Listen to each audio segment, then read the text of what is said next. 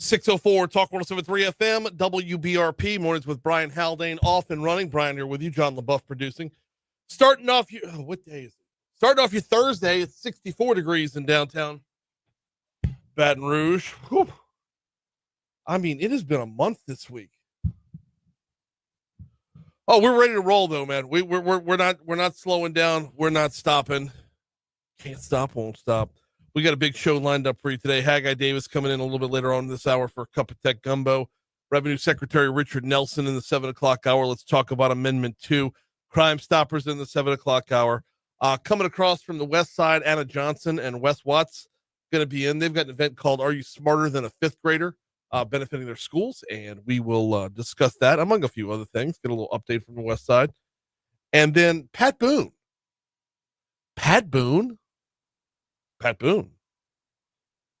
Yeah. He's like 90 or something, and he's got more energy than any 10 men. He's got a new song out. It's called One. And the proceeds from this song go to dig out wells in Tanzania. I don't know how this all came together. It's a fantastic conversation, a little bit of a walk down memory lane as well, as you would expect when you talk to a 90-year-old. So that's not until the end of the show or 8:30 segment. Let's start off where we start off every morning, top stories and trending.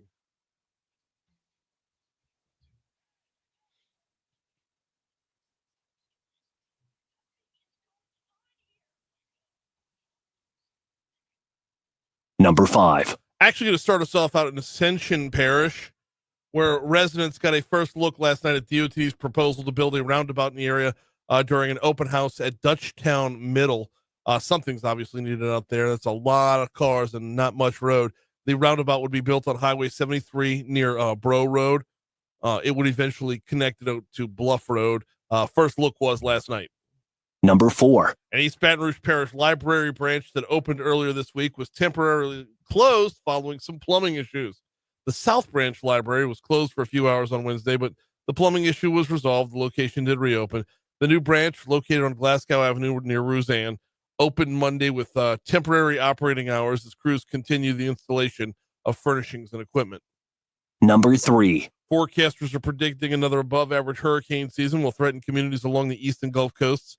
AccuWeather forecasters said yesterday morning that as many as 6 storms could hit the U.S. this year. Between 13 and 18 will at least reach tropical storm strength. 7 to 10 are expected to develop into hurricanes. Number 2. Multiple law enforcement agencies conducted an investigation alongside the East Baton Rouge Sheriff's Office that led authorities to arrest 3 individuals in possession of pills, money, and a gun. In early March, EBRSO's Gang Intelligence and Enforcement Unit began investigating Baton Rouge polydrug distributors Jermaine Harris and Terrence Noel. Agents said the 2 suspects and a 3rd individual were operating from a residence on Victoria Drive. Believe it or not, a traffic stop led to the arrests of Noel, Harris, and Lakira Betts. Number 1. BRPD arrested a 17-year-old Parkview Baptist student who allegedly called multiple bomb threats in the school on Monday.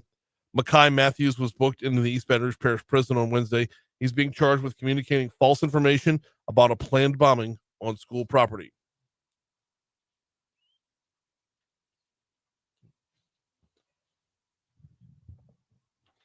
Well, President Trump on Wednesday said he will put a 25% tariff on automobiles and light trucks imported into the U.S., escalating his administration's use of aggressive trade measures in an effort to boost domestic manufacturers. Yep. This might, I'm taking each one of these as they come, right? Yeah. Some are going to be wins, some are going to be losses. For sure.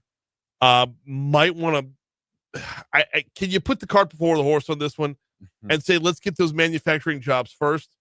Let's build out the infrastructure for this first, because this is one that will sting each and every one of us. Like, it just,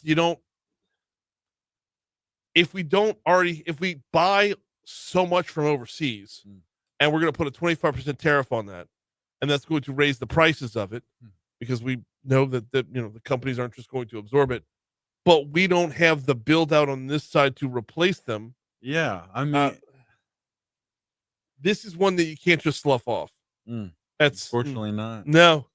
I mean, look, as much as I would love to get on my brake pads from Callahan Auto. Right. I mean, even though Big Tom passed, Tommy Boy took the reins. Still, yeah. I would like to get them because, Ray Zielinski, I just don't trust him at all. So. I don't know how many people right now are like, Callahan Auto? Yeah. What? What? Why is he referencing such a small business in Sandusky, Ohio? In other news, how much has Doge actually saved us? Well, the latest reports are showing close to $130 billion per year, which nets out just over $800 per taxpayer. So, okay. I like hearing those numbers. Yeah. I like knowing that this. Now, what do I get? How do I save those 800? Because I'll be filing my taxes next week. Yeah. And my taxes aren't going to be lower. I'm still going to have to pay the same. That's true. So where do I see those savings? Am I getting an $800 check? See, that's what I think a lot of people are wondering, right? Right. I mean, I am. Hey, this is what we're saving. Where's my money? Remember that asteroid that had a chance of hitting Earth in 2032? Yeah. Well, while its nearest impact is no longer expected, its next trip is close to us. Could mean an impact 20 years later, though. 2052? 2052? Hang on. Give me a sec. Give me 1 second. Okay. No, I don't have anything on my calendar. We'll say that's fine. That's good. I'm not busy. You're not busy? No. Oh my goodness. Yeah, this is insane, It right? makes it because it makes this like elliptical orbit or whatever. Yeah. So it's gonna be off by a little bit every time, or on a slightly different path every time. And the next one is gonna be 3% more likely to hit us. Just 3? Yep. It's 6:11 at Talk 107.3 FM WBRP. We're gonna take a break in a second. Come back and have sports. Have sports like it's a Danish. Before we take that break, though, got to remind you about the folks over at Vex European, VEX. VexEuropean.com is the website. Where you find them? You find them on Benefit Drive. That's kind of the back end of Industrialplex. They specialize in European and exotic repair. This is where their tagline, where precision meets performance. You can give them a call at 248-6882, 248-6882, or you can do like I did and start at VexEuropean.com. I hit that little drop-down tab. I saw where my make a vehicle was on there. I had the little appointment tab. I got set up. I've not gone anywhere else since then. I drive a 17-year-old vehicle. Takes a lot to get that thing, to make sure that thing is still maximizing its performance, and that's exactly what I've gotten from Vinny and his team over at Vex European. Not to mention, just what a great team. It's you never think of going to the mechanic as like a pleasurable experience. They got a great waiting room, got the TV going in there. They'll get you a little coffee or a soft drink or whatever. I just plugged in on the Wi-Fi and got a bunch of work. I every time I'll plug in and get work knocked out while I'm there. VEX, it's V as in Vinny, Vex European. Hey, is there a pencil over there? Did I leave my pencil? My Pat Boone? Yeah, throw it. Oh, that's sharp. By the way, they're taking all these cabinets out and doing something else. Like we're gonna get a mini fridge and a microwave. But I wanted to make sure I grabbed the pencil sharpener. So I brought that in because I don't want it walking away. Yeah. Yo. You're probably one of the few people here that probably still use a pencil. I might be the only one. Yeah.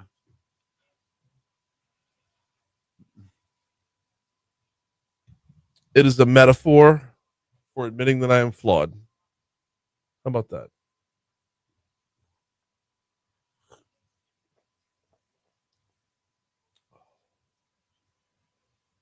There's not enough coffee in the world for today. Woke up with a headache. I don't know if it's sinuses or vodka, but I woke up with a headache, and I can't shake it. Yeah. Like I took the rest of my ibuprofen at home. I had 4 of them left. I took all 4, and then it's just not going away. Yeah. Yeah, that's kind of where I'm at. It's all in my eyes right now. It's just migraines suck. Mm-hmm. As migraine, a migraine is worse than a headache because it comes back as nausea. It's the nausea, it's everything. So I'm really surprised they even made it through trending. I'm like, oh, I actually read that precisely. I was like,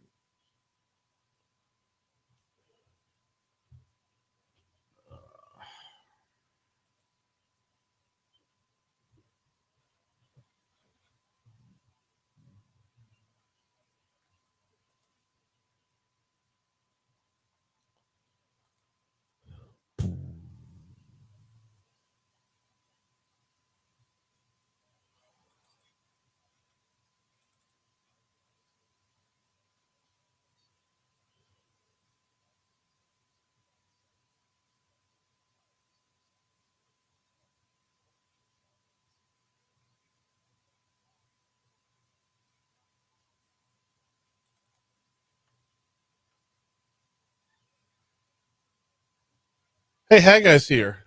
Hey, what's going on, man? How are you, sir? Yeah. Yeah.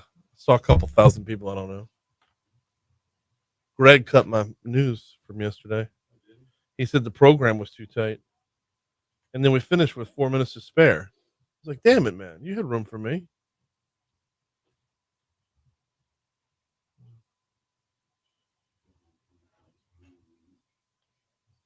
Oh, we had a green room?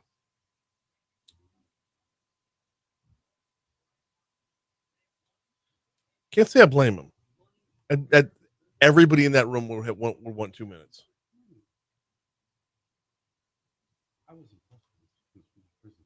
It's very good. Yeah. 616 Talk 1073 FM, WBRP, mornings with Brian Haldane. Rolling right along. It is sports time, and we've got a lot to talk about. So let's dive on in. Starting off with how about Pro Day yesterday for LSU football? Offensive tackle Will Campbell, his arms measured 33 inches, which is actually like an increase of half an inch from the NFL Combine. Your boy's arms grew. I don't know how. Maybe it could have been a good stretch. Might have been doing yoga for the last month or two. Maybe he's just hanging from a straight bar. Either way, 33 inches long. And this is somehow important because apparently NFL scouts, they look at your arm length if you want to be an offensive tackle. I'd rather, skip all the film of Will Campbell dominating while at LSU. His arms weren't long enough, but now they are. Campbell says his arms did not grow over the last month. He says the measurements were messed up at the combine. So a minimum of 34 inches is standard for offensive tackles in the NFL. Campbell, however, doesn't think it matters. For 2 years, nobody had any measurements on me, and nobody said anything about my play. So now all of a sudden, an arm length decides if I'm a good player or not. I think it's BS. But any decision makers in the NFL, they don't really care. It's all people who don't coach, and they don't coach for a reason. It's not the size of your arms; it's how you use them, right?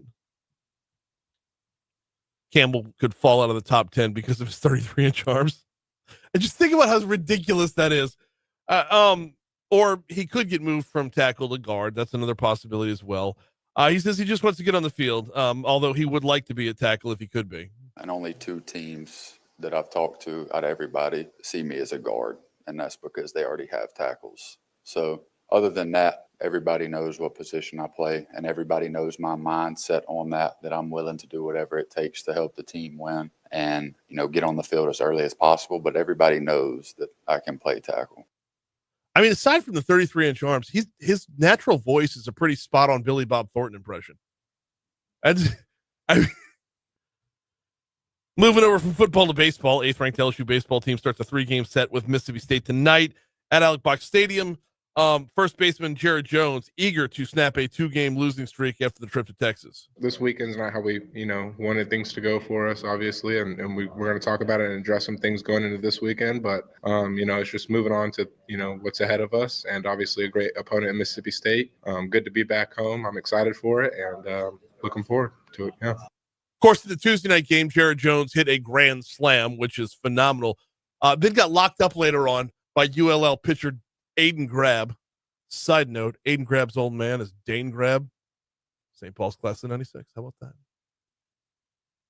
LSU's 4-2 in league play. Mississippi State 1-5 in the conference. Coach Jay Johnson says the Bulldogs, don't let this early record fool you. Ace Reese, very dangerous hitter. Hunter Hines, I've always thought he was one of the better guys in the league over the last few years. Good bullpen, like really good arms out of the bullpen.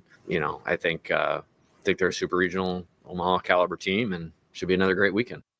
First pitch is 7 p.m. You will find that game right down the hall from us. It's on Eagle 98.1. Pre-game will be at 6:30. Of course, Chris Blair and Doug Thompson will be on the call. It's 6:20 at Talk 1073 FM. Time for the Fox Business Report.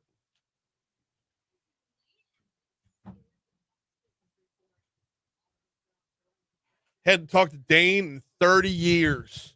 I'm producing the game on Tuesday night. I see Aiden Grab as the name coming in for ULL. I say, you know what? I wonder, is there a relation there? Dane was always a big baseball guy. In fact, Dane's old man, John, was absolutely vital in getting lights installed at Heap Field. So think about that. Without Aiden Grab's grandfather, Cade Anderson doesn't get to play night games. How about that? How about that for a little connection? We are the world.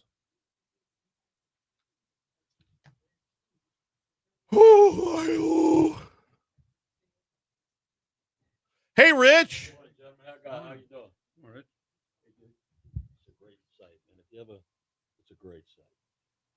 They got stuff on there like That's PASI. New Orleans past. Past. PST. Man, I did tomorrow. The only plane to ever be hijacked out of New Orleans, and they got everything There was a plane hijacked out of New Orleans? on tomorrow in history. I mean, I just saw, but Brian, they got some every day of every month. They got some unbelievable history. Just something to make it, it's good stuff. When was the plane hijacked out of New Orleans? Well, it's back in like the 60s or something like okay. that. Hijacked out in New Orleans to Dallas. They got crazy stuff you never even knew, bro. I'm on it. Thank you, Rich. Why would you hijack a plane from New Orleans to Dallas? Because once it's in the air, it can go wherever you want it to. Yeah, but you don't think the police are going to be waiting for you in Dallas? If you go to Dallas, if the scheduled flight was to Dallas. Oh, okay. Okay.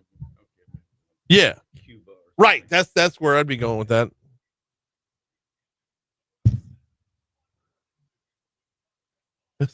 How would that feel? We're taking this plane to Argentina. We've only got enough gas for Dallas. You're taking this plane to Cancun at best. We can make it halfway to Cancun. How does that sound?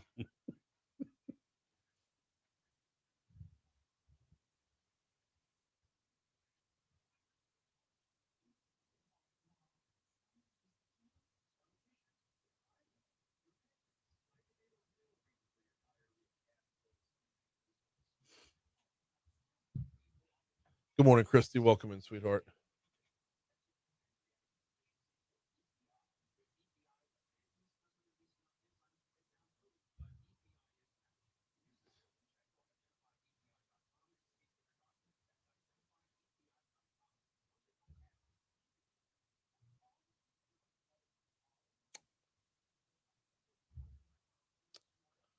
Apparently, and she didn't bother mentioning this last night, but the oldest daughter brought home her graduation gown and graduation tickets.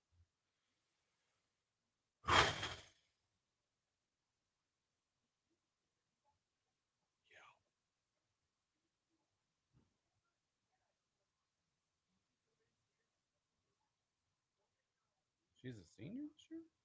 Carrie? Yeah. Oh, wow. She picked out of college yet?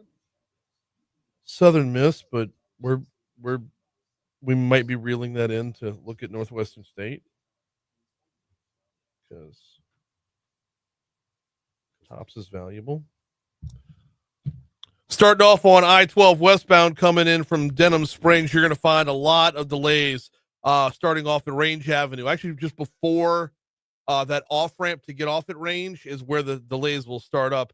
They will continue up until about the Amite River. Then it picks up from there. It looks good all the way through the 10-12 merge. 10 westbound coming in from Ascension Parish looks great. The ride in from West Baton Rouge, you're looking great as well. And 110 is wide open. So are both bridges.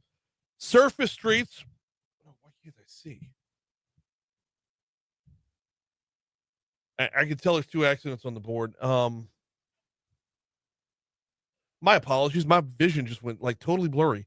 We've got a hit and run Chippewa at Phlox or Larkspur. Chippewa at Larkspur. And then there's also an accident from about 20 minutes ago. It's been moved off the roadway. It's Oakville at Tom. That's your look at traffic from the Shaw Bills Tire Traffic Center.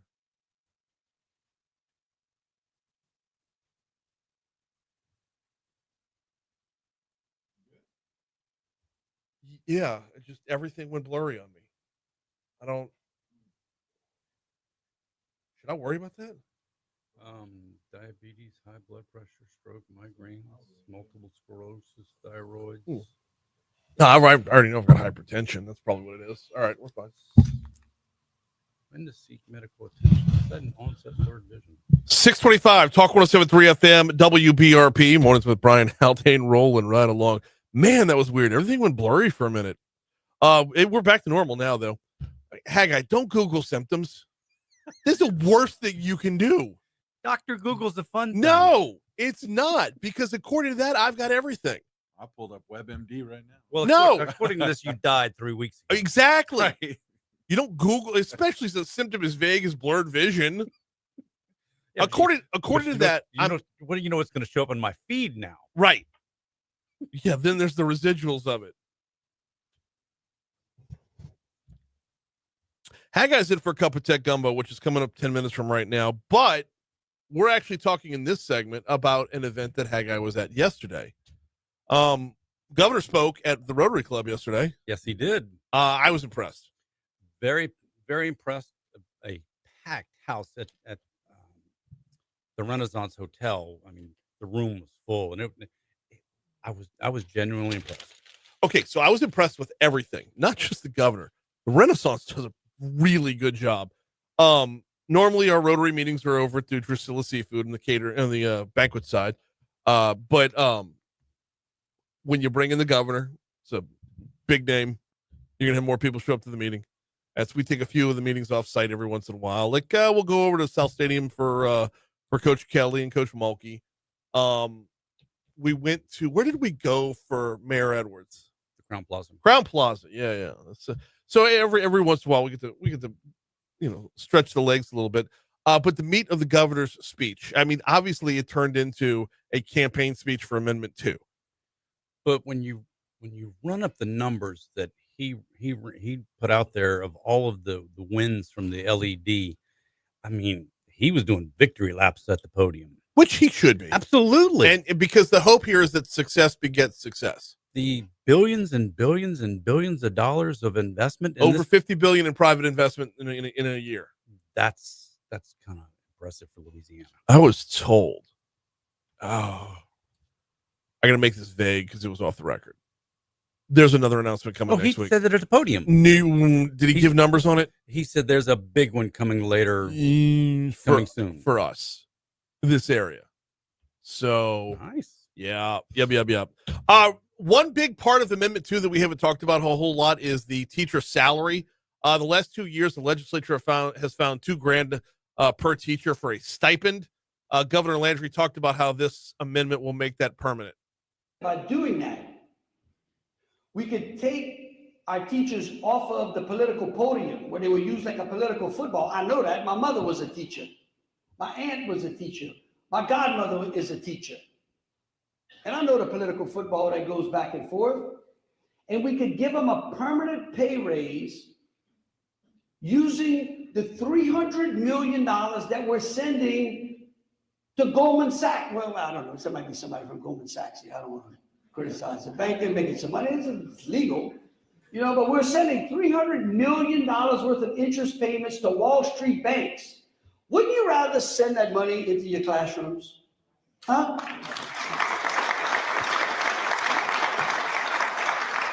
And so we permanently give our teachers that raise. Because let me just say something. And I want those folks with those fancy cameras and those with the pens to understand this. The amount of money that teachers are making today in the state of Louisiana, there's a $2,000 stipend attached to it. It is a stipend, meaning it is one time. It is not in the budget. If this amendment doesn't pass, they don't get the money. If it passes, they get a permanent pay raise under which they don't have to come to the legislature year after year to beg for the $2,000. That's good government.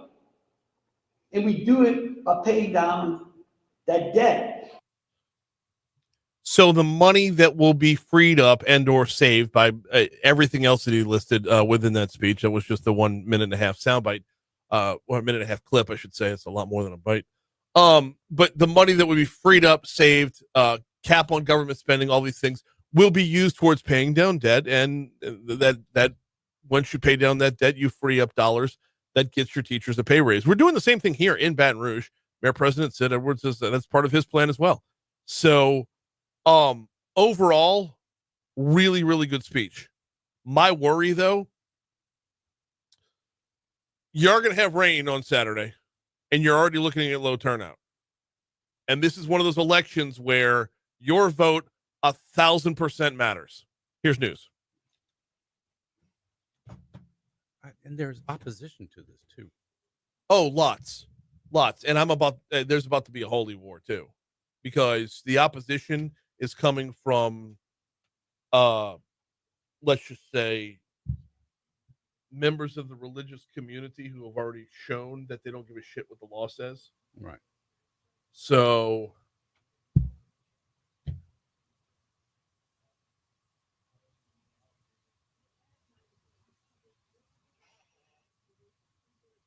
he didn't send it. Not me.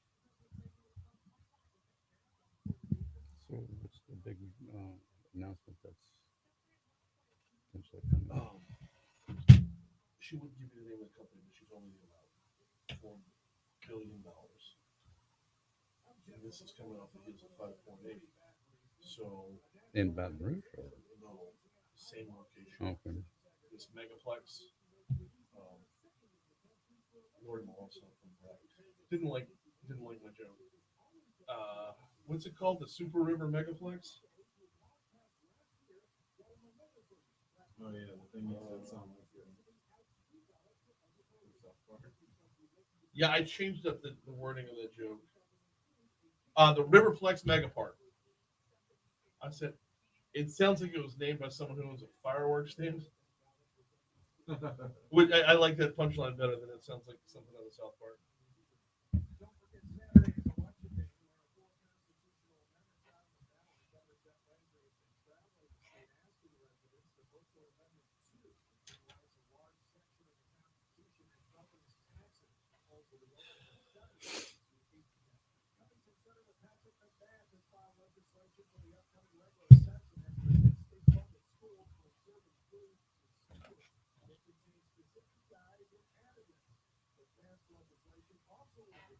So which story you want to talk about?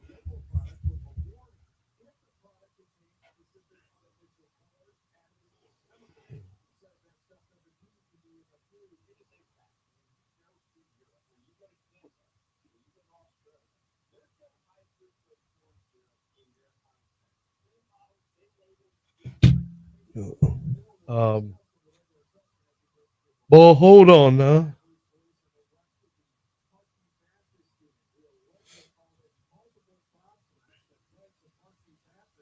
Did y'all do anything on this?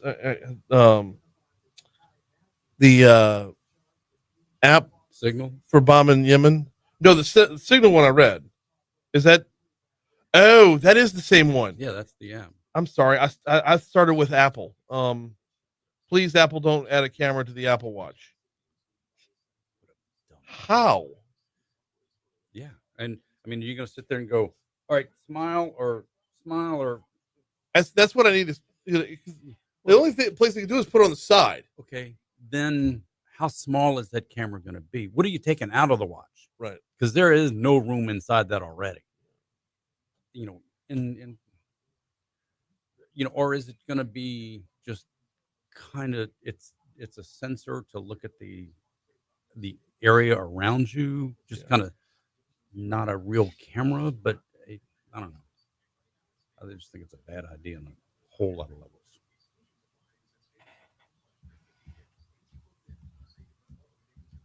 Can we talk about what an idiot this journalist is? The one who was on the group chat. Why would you tell them? Continue getting all the information and reporting on it ahead of everybody else. And then once the whole thing's over, let them figure it out. That they're the leak. Yes. The Secretary of Defense is the leak. The head of the CIA is the leak. Oh, there's no way you don't sit there and say, hey, stupid. Because if you're doing it with me, you're probably doing it to somebody else too. This needs to be brought, like, shut this down. If I'm this journalist, I'm doing one of two things. I'm either beating them to the punch on every headline, or I'm just not saying anything at all. And then once the bombing's over with and everything, I go back to them personally and say, I own you now. Not with this bunch. This bunch scares me. I wouldn't. Mm-mm. To me, what you can get out of this story is much bigger than the current story. But now you've compromised the federal government. You've got the Secretary of Defense compromised. No, not unless I choose. It depends on what I choose to do with that compromise. I don't know. You're not thinking of this as somebody who's going to, I want to leverage it for more information. I want the lead on everything from now on. I will trade this story for every other story you've got the entire time you're here. This group doesn't, this Hegseth, to me, he's not going to not have Fox News as his lead. They think Atlantic is not a good thing. So they're going to do everything they can to trash this guy. Even if you come to him and say, look, I've got this on you. Hegseth is an idiot. So he's going to. We got a lot of rain in the forecast over the next couple days. Here is Emma Kate Cowan.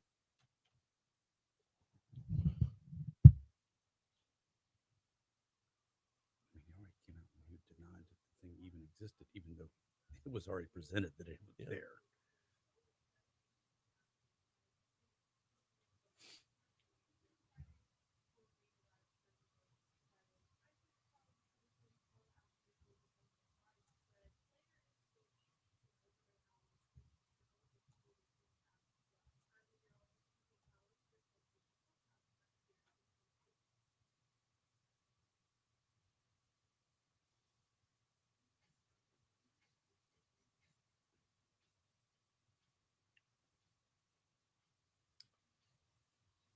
.637 Talk 107.3 FM WBRP mornings with Brian Haldane rolling right along. All right, you know how we do on a Thursday. It's time for a cup of tech gumbo.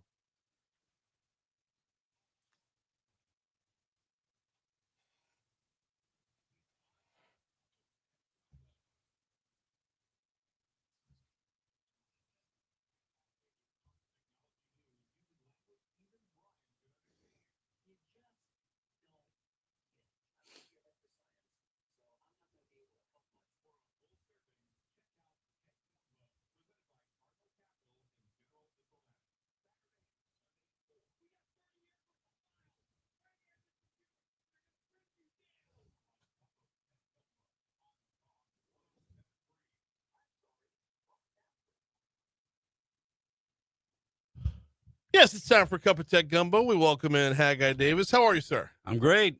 I'm glad you got the invite. I sent it out on my little signal chat. Yeah. And only the people that I knew were going to be in that chat knew we're going to know about the segment. So yeah, you, me, Dan Rather, and Walter Cronkite. Sure. Let's start there since it's obviously the biggest news of the week. Let's start with this. What is Signal? So it's a communication app.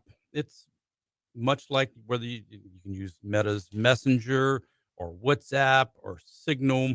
It is an encrypted messaging platform that you can send communications back and forth instead of texting, or using the SMS app, from in your iPhone or on your Android. Either way, it's just a communication platform. So basically, it's a protected WhatsApp. Yes, it's mostly safe. It has been compromised from time to time with hackers who've gotten in there from foreign countries. And so, using secure or national security secrets on that is not encouraged by the U.S. government. It's one thing if you're making dinner plans with your friends, if you're talking about bombing a foreign country, it may not be the most secure platform. So I want to talk about that, because if this guy was added to the chat's security isn't what failed here. It's user error. Correct. And Okay. with any So- platform or with any kind of communication, you're as secure as the weakest link. And when the weakest link is a senior member of the White House staff, People make mistakes. oh, they do. I, look, I've sent the wrong text to the wrong person from time to time. We all I have. sent Gordy a kissy face emoji, thinking I was texting my wife. Who hasn't? He sent one back. That was weird. But it's all the talk this week is about how unsafe the technology is, and that's just, to me, that isn't true. Well, no, because it's not a secure platform. It has been hacked in, and foreign adversaries do get inside of messaging back and forth. The NSA and everything has said do not use Signal when you're doing any kind of highly secure information, because it has been a compromised platform. Just not in this case. Well, the guy was invited in. Oh no, he didn't hack his way in. This was an reporter, idiot. Right? The reporter from the Atlantic was on the guest list. Absolutely, that would be like if he was sitting down in the Situation Room and like took off a rubber mask and said, "It was me the whole time." Like, and he would have got does away that make with it. the It wouldn't have been Situation for Room those meddling compromised? kids. Right? Exactly. Yes. No, Man, Dithers. That's no. The problem is we don't know who else was looking at this app or who was looking at this string of communication. When you have people when you have foreign governments who have hacked into the platform, and they have feelers, they know whose everybody's phone numbers are out there. Yeah. And so when you see, if you're using this platform, you have to assume that your messages are being seen by foreign adversaries. It is, even though it is encrypted, if I'm in the system, okay, I can see. But right now we're working on assumption. What we know is this doofus from the Atlantic, and I'm calling him a doofus because, boy, did he blow this one too. You're gonna do, if I'm in his shoes, and maybe I'm unethical, but if I'm in his shoes, I'm as quiet as a church mouse, and I'm just watching that feed keep going. He blew this out of the water, and he got a lot of run all week long, and he could have gotten a lot of run for months, if not years, off of this. He cashed his chips in too soon. Maybe I'm less than impressed with the security measures that our senior most members of the White House have taken. Now, that being said, there is no app. There is nothing that would be secure over a cell phone. Correct. Right. Except for the DOD's communication platform, which has probably been compromised as well. But anything that's digital, anything that's out there, I mean, it's encrypted is encrypted. Unless, and if you can de-encrypt something. But if I have the encryption codes because I've hacked into the system, the encryption is not going to do you that much good. My whole point is I think Signal's getting a lot worse of a rap off of this than they should.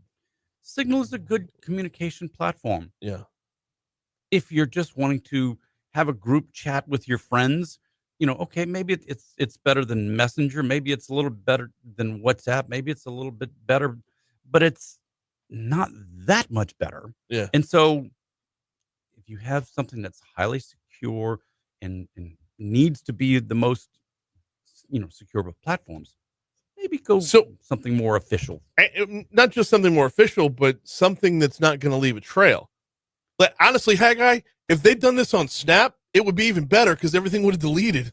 Well, you can set your own Signal. You can set the messages to delete after, a certain amount of time. Yeah. Automatically as well. Unless you got some guy from the Atlantic screen grabbing it. Well, that's part of the problem. We only know about this because of the guy at the Atlantic. Correct. We don't know how many other times this has happened. And in under how many administrations? Absolutely. And well, can't go too far back. Well, no, because you got to go back to the beginning. You can't go back before W. I would imagine it would start there. And on a human level, I'm sure this happens in every department.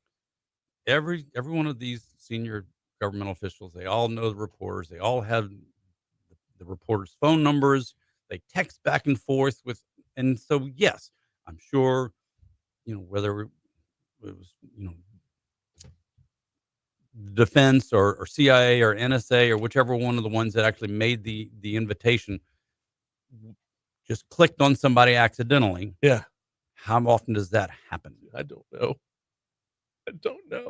But And I mean, who was supposed to be in there that wasn't, because the guy from the Atlantic got the invite instead. well, there were 19 people in this chat. Yeah. It's hard to look at and go, who's the 19th? Right. Who should have been the 19th? All right, we got a break. We're going to take a break. We're going to check traffic. We'll check your money now. Cup of Tech Gumbo continues next.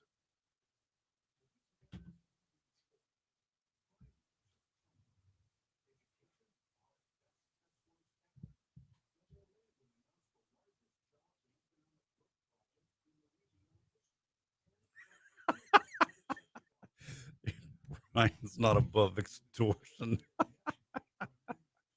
I don't believe I ever said I was.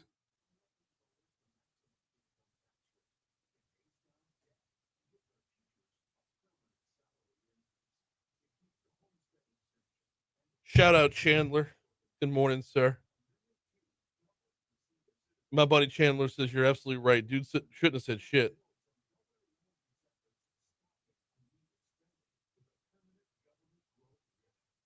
And it's not extortion. It's relationship building. Exactly.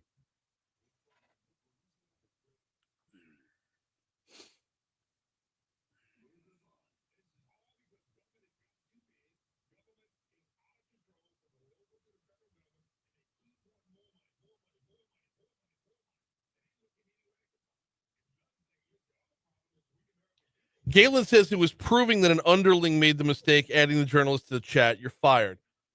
If there's an underling, I've got to ask if they're code word clearance or classified clearance and all that other good stuff. You can't pawn this off on an underling. The director of the CIA he said in that hearing, he was the one who invited the journalist. Right. It was his mistake. Well, publicly he's going to say that because he's going to fall on the sword. But if this was pawned off on an underling, you've got a bigger problem. Why are you pawning things off on an underling? Like your job, not Timmy the intern.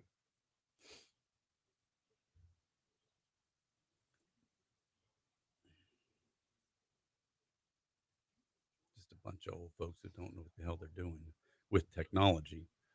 And that's part of a larger problem. Yeah. Oh, it's an app on my phone. Oh, okay. I can use an app. It's a tip calculator. Well, that's a Seinfeld reference. But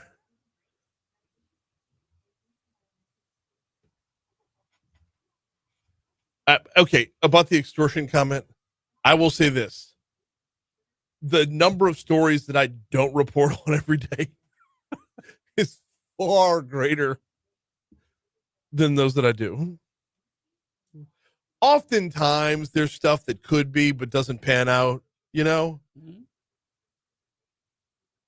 But you have standards. Yeah, I'm a vault, so. You have standards, Brian. Oh.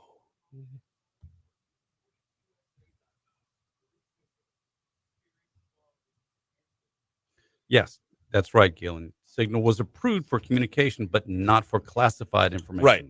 And they say they didn't report any class. There was nothing classified in this thread except for the time and place of the bombing.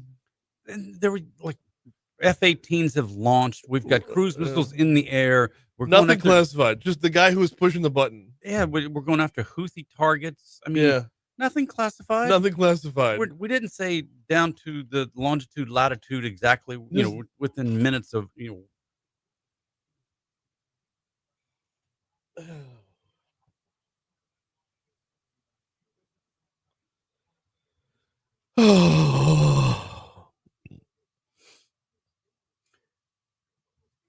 What's been interesting is to watch the clips of the folks on Fox News trying to downplay this, and then the people on MSNBC trying to raise it to the level of Watergate kind of stuff. I mean, the extremes on either end are just gyrating and doing these. which is a much bigger problem with everything. Oh, to me. absolutely. I mean, I that's why I don't watch either of them. Right. Well, no, just we live in a world where Pete Hegseth cannot go to a microphone and say, "I screwed up," and survive. Right. But when he goes to the microphone and says, it's fake news, he looks worse. Correct. He looks worse, but he survives. What's funny is when you see the comedy channel, The Daily Show, showing Pete Hegseth on Fox News saying if somebody does something like this, they should be put in jail. Right. And then him doing the exact same thing. Which is why he can't. I know. You can't cross that threshold. Being human is not acceptable. You can't make mistakes. That's kind of way too important. Looks like I locked up on Facebook. The video feed locked up on Facebook? No. Maybe it's just mine.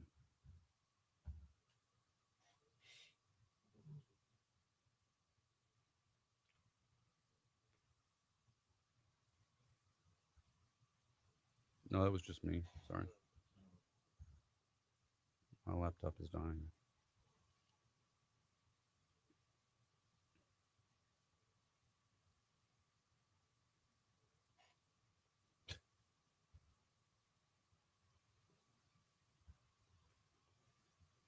Troy said earlier, talking about Will Campbell, I think he's a dead ringer for Ricky Bobby voice. I don't know. We might have to revisit that later in the show. He says I can see him saying, I can easily hear him saying he wakes up every morning pissing excellence. I don't know, man. Will's voice is a lot deeper. It's deeper. It's and not as drawn out.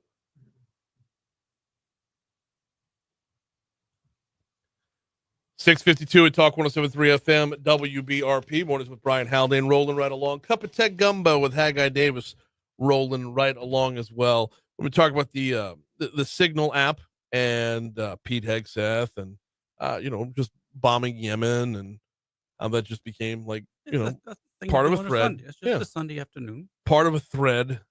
That being said, I don't see this coming to a conclusion anytime soon, because as we were talking about during the break, Haggai, Pete Hegseth cannot admit that he screwed up here. He can't. No, he's done if he does.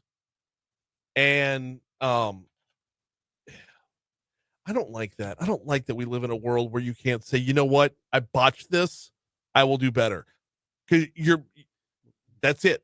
With the 24-hour news cycle of you got the political right and the political left, and they can't go off air, but they have to continue saying something in the political extreme yoga that they twist themselves into on either side. Just makes it so infuriating that you can't watch either. But like a year from now, the economy can be booming. The tariffs can work. We can all have great jobs making hundreds of $1,000s a year.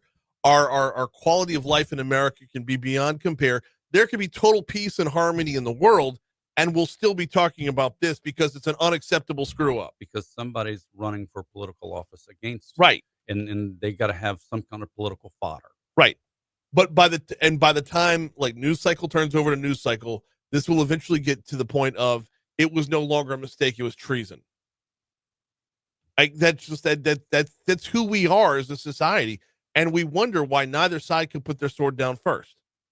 No, you can't. If you put up a shield and defend yourself, well, then you must be hiding something. Right. If you try and admit that there was a problem, now you're just incompetent, so you've got to go. Which poison do you want? Exactly. All right, we got to move on. There's other topics to cover here, and it's just it's such what started off as a simple little almost something you could laugh away. This is why I what you can laugh away a bombing. I stay away from politics as much as I can. All right, then let's talk about the Apple Watch. You know what I was thinking the other day? I was thinking I would really like to take a selfie with my Apple Watch, and I just can't. Oh, wait, no, I wasn't thinking that ever. Yes, this is such a ridiculous story. there's rumors out there that Apple wants to put a camera on the next generation of the Apple Watch. And they're not saying where the lens would be, what angle it would be at, but you can imagine trying to twist your arm around if you were going to take a picture or take a selfie, or if you were, if you're right-handed or left-handed, which side do you wear the watch on, and which angle is the camera going to? Now it gets, and what are you taking out? Because that Apple Watch is already packed Right. with not a single millimeter of space inside it available. Right. So now you got to put a camera in there that's you just don't have room for. I think this is just such a bad idea. I mean, because are you going to sit there and point your wrist this way, or you're going to go that way, or Well, but if the camera's on the side of the watch, if you want to take a picture of something else, it's got to be on the side, or else you gotta contort your arm exactly in order to take a picture of anything. and you're not even going to if- put it on the front on the screen, Right. because now you're taking up real estate there. The only way I can see this working is if they put it on the front of the screen, and we all go back to wearing our watch face on the inside of your wrist, like the 80s. Remember whenever you used to wear the watch upside down? No, No? no, How'd you miss out on that one? just Because we used to wear the watch where you would look at it like this instead of like, I'm saying like this one on the radio, but it would be on the inside of the wrist instead of the outside. I missed that fad. Sorry. Yeah, you missed out. But you do sort of look like Spider-Man at that point, pointing your wrist out at somebody like you're going to spin some web. Right. And you're never going to come anywhere close. No, you're going to miss with it. All right. I don't drink many Cokes, but I also don't want a Coke machine to be a bunch of mini Hindenburgs. Coca-Cola is looking at hydrogen-powered vending machines. So this is actually a cool story. This is going on at the World Expo in Japan. Coca-Cola has a vending machine that does not have a plug. It does not run on electricity. The whole thing is running on hydrogen fuel cells, Okay. which is a very safe technology. Mm-hmm. And so this thing stands alone by itself. Once every 2 weeks, you have to come by, take the fuel cell out, put a new one in, and now it just dispenses Coca-Cola or whatever Coca-Cola products it has on the vending machine. No electricity needed and no electrical outlet that it has to plug into. This is pretty cool technology.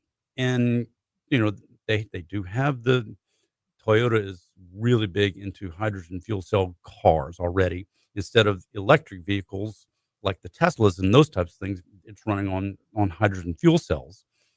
So that when you pull up to the refueling station, you literally inside of a minute can take one tank out and put another one in, and you move on. It's faster than getting gas at the gas station. Okay.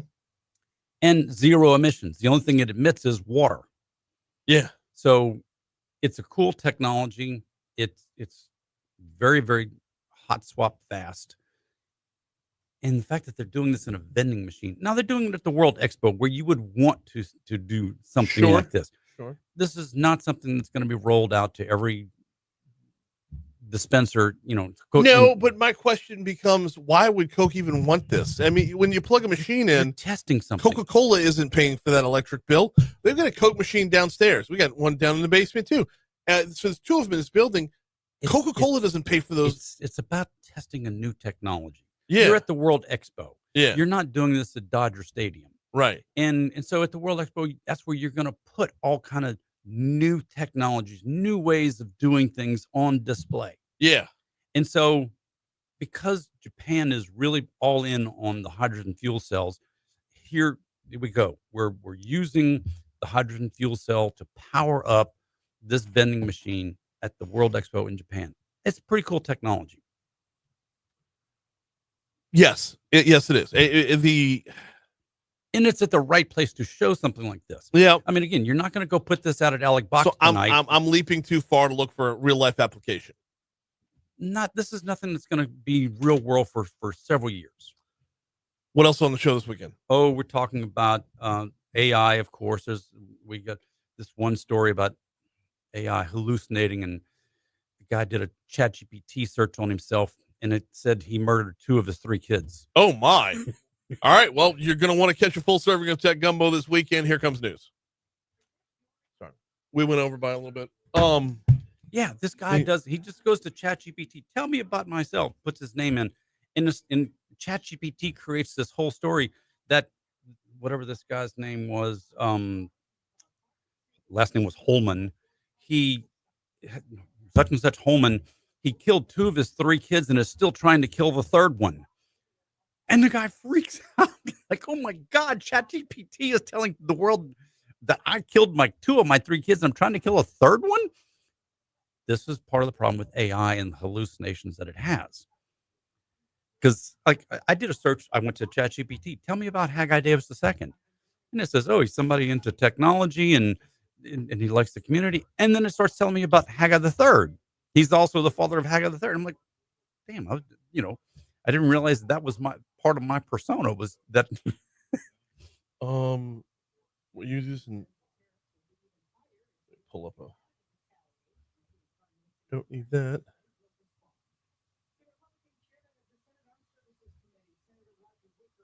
You looking this up in where? Copilot? Copilot, you can go to. I went to ChatGPT. You can go to Google Gemini. We got signal problems. Tell me about Brian Haldane.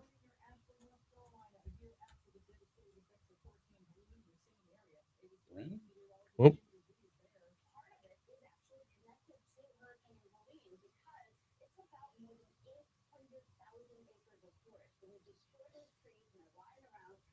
I don't know what to put here. Meadow.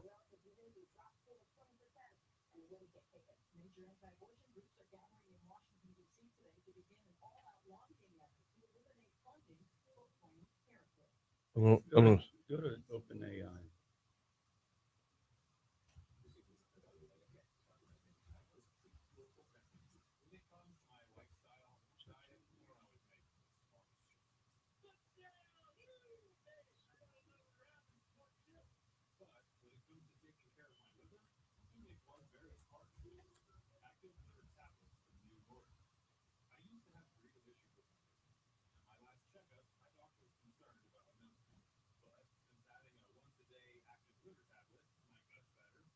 prominent. There, look at you. You got promoted. I'm prominent now.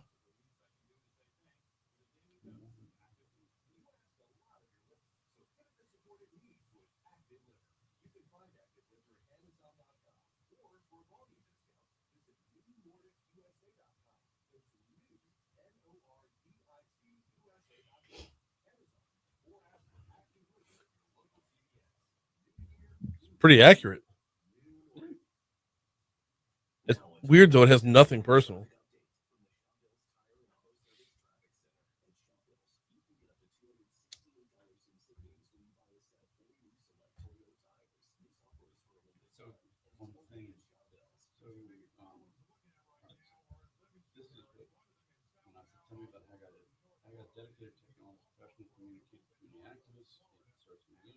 He's also the father of Haggai III. That's not cool. But then, so I sent it to him. So what does he do? He goes and looks this. Tell me about Monica Boone. That's his girlfriend.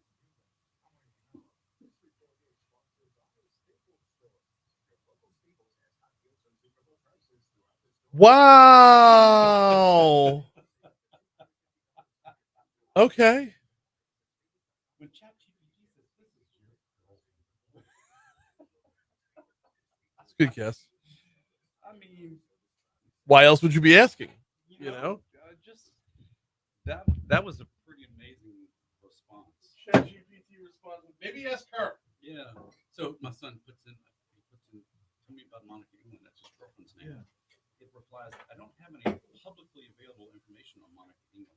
However, if you're referring to someone you know personally, like your girlfriend, you probably already have the best insights into her. If there's something specific you want to discuss about Monica, feel free to ask.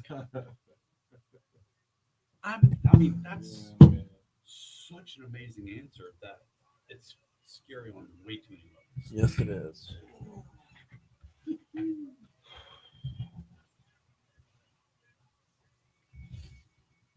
Yeah, that's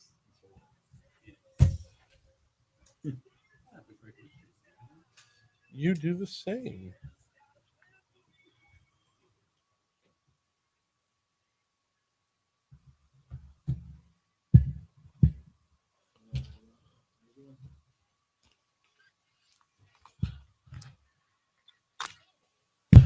7:05, Talk 107.3 FM, WBRP. Mornings with Brian Haldane rolling right along. Thanks again to Haggai Davis for hopping on board for a cup of tech gumbo. I mean, there was like 3 or 4 more stories we didn't even get to. You're going to want to check out the full serving of tech gumbo this weekend. And there's both Saturday and Sunday right here on Talk 107.3 FM. Of course, if you don't want to wait till Saturday or Sunday, you can get it anywhere you get your podcasts. We've got, you'll find Tech Gumbo just about anywhere. Talk about, when to get cup of tech or full serving of tech gumbo on the weekends. On Saturday, it airs at 11 a.m.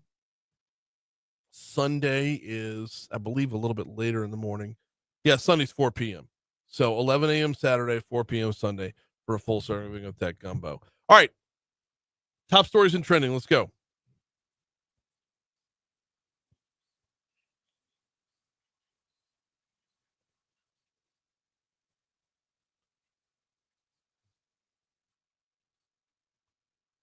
Number 5. Number 5 starts us off out in Ascension Parish, where another roundabout is on the way. Seems like that's what we're putting in everywhere at this point. Residents in Ascension Parish got a first look last night at DOT's proposal to build a roundabout in the area during an open house at Dutchtown Middle. The roundabout is going to be built on Highway 73 near Bro Road. It would eventually connect over to Bluff Road, but we're just in the learning phases right now. Number 4. An East Baton Rouge Parish Library branch that opened earlier this week was temporarily closed following plumbing issues. The South Branch Library was closed for a few hours on Wednesday. The plumbing issue was resolved quickly. The location reopened. The new branch is on Glasgow near Roseanne. It opened Monday with temporary operating hours, and crews continued the installation of furnishings and equipment. So plumbing issues, way better than having the whole building on hydraulic jacks for half a year. Number 3. Forecasters are predicting another above-average hurricane season will threaten communities along the eastern Gulf coasts. AccuWeather said yesterday morning that as many as 6 storms could hit the U.S. this year. Between 13 and 18 will at least reach tropical storm strength. 7 to 10 are expected to develop into hurricanes. Number 2. Multiple law enforcement agencies conducted an investigation alongside the East Baton Rouge Parish Sheriff's Office that led authorities to arrest 3 individuals in possession of pills, money, and a gun. In early March, the Gang Intelligence and Enforcement Unit at the Sheriff's Office began investigating Baton Rouge poly drug distributors Jermaine Harris and Terrence Noel. Agents said the 2 suspects and a 3rd individual were operating from a residence on Victoria Drive. Now, believe it or not, a traffic stop led to the arrests of Noel, Harris, and Lakira Betts. Number 1. BRPD arrested a 17-year-old Parkview Baptist student who allegedly called multiple bomb threats into the school on Monday. Makai Matthews was booked in the parish prison on charges of communicating false information about a planned bombing on school property.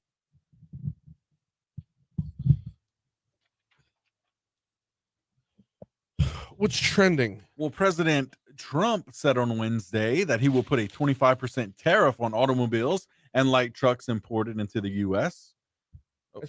Does he know other words at this point? I mean,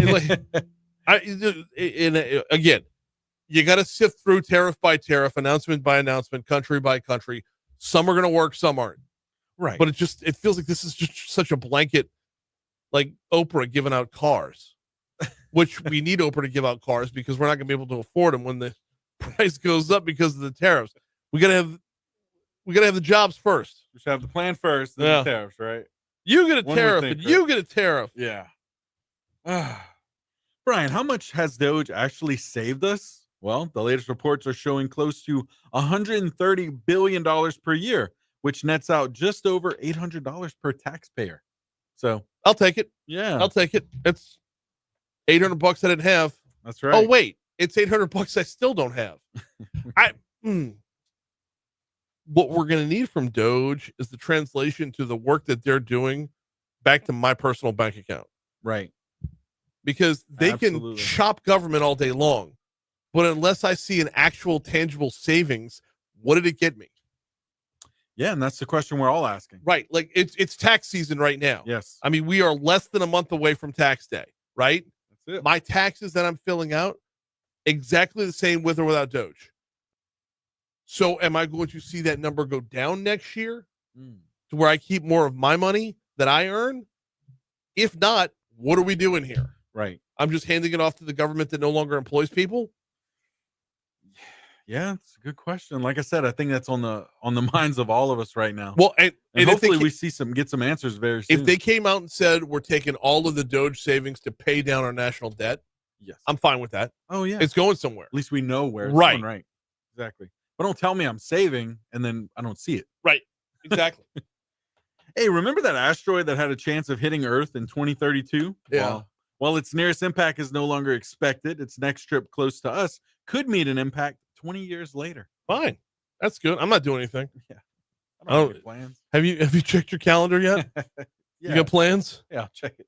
No biggie if not, Oh, right? Man. 711 Talk 107.3 FM WBRP. Is it too early to start talking about lunch plans yet? Is it too early to start talking about happy hour yet? Either way, I'm talking about P.F. Chang's. You'll find them in Town Center just off Corporate Boulevard. Look for the Giant Golden Horse. And along with a fantastic lunch or a wonderful dinner, along with the happy hour and the specials they have on appetizers and drinks, and whether you're going to the bar or you're sitting down at a table to eat, I never tell you about Chang's Rewards, or at least I don't tell you about Chang's Rewards often enough. Chang's Cash is available right now. You could be earning towards free meals, great discounts, 15% off specials, free complimentary dessert on your birthday. Chang's Cash has a lot to offer, and it's really easy to sign up. In fact, I signed up the last time I was physically in the restaurant, just right from my phone right there, and yep, boom, 15% in Chang's Cash on all eligible purchases. This is good, like I said, on eligible purchases, so it's not completely across the menu, but it's pretty close. Learn more at pfchangs.com or just ask your server the next time you are in P.F. Chang's off Corporate Boulevard in Town Center. Look for the Giant Golden Horse. Let me give you Richard's phone number.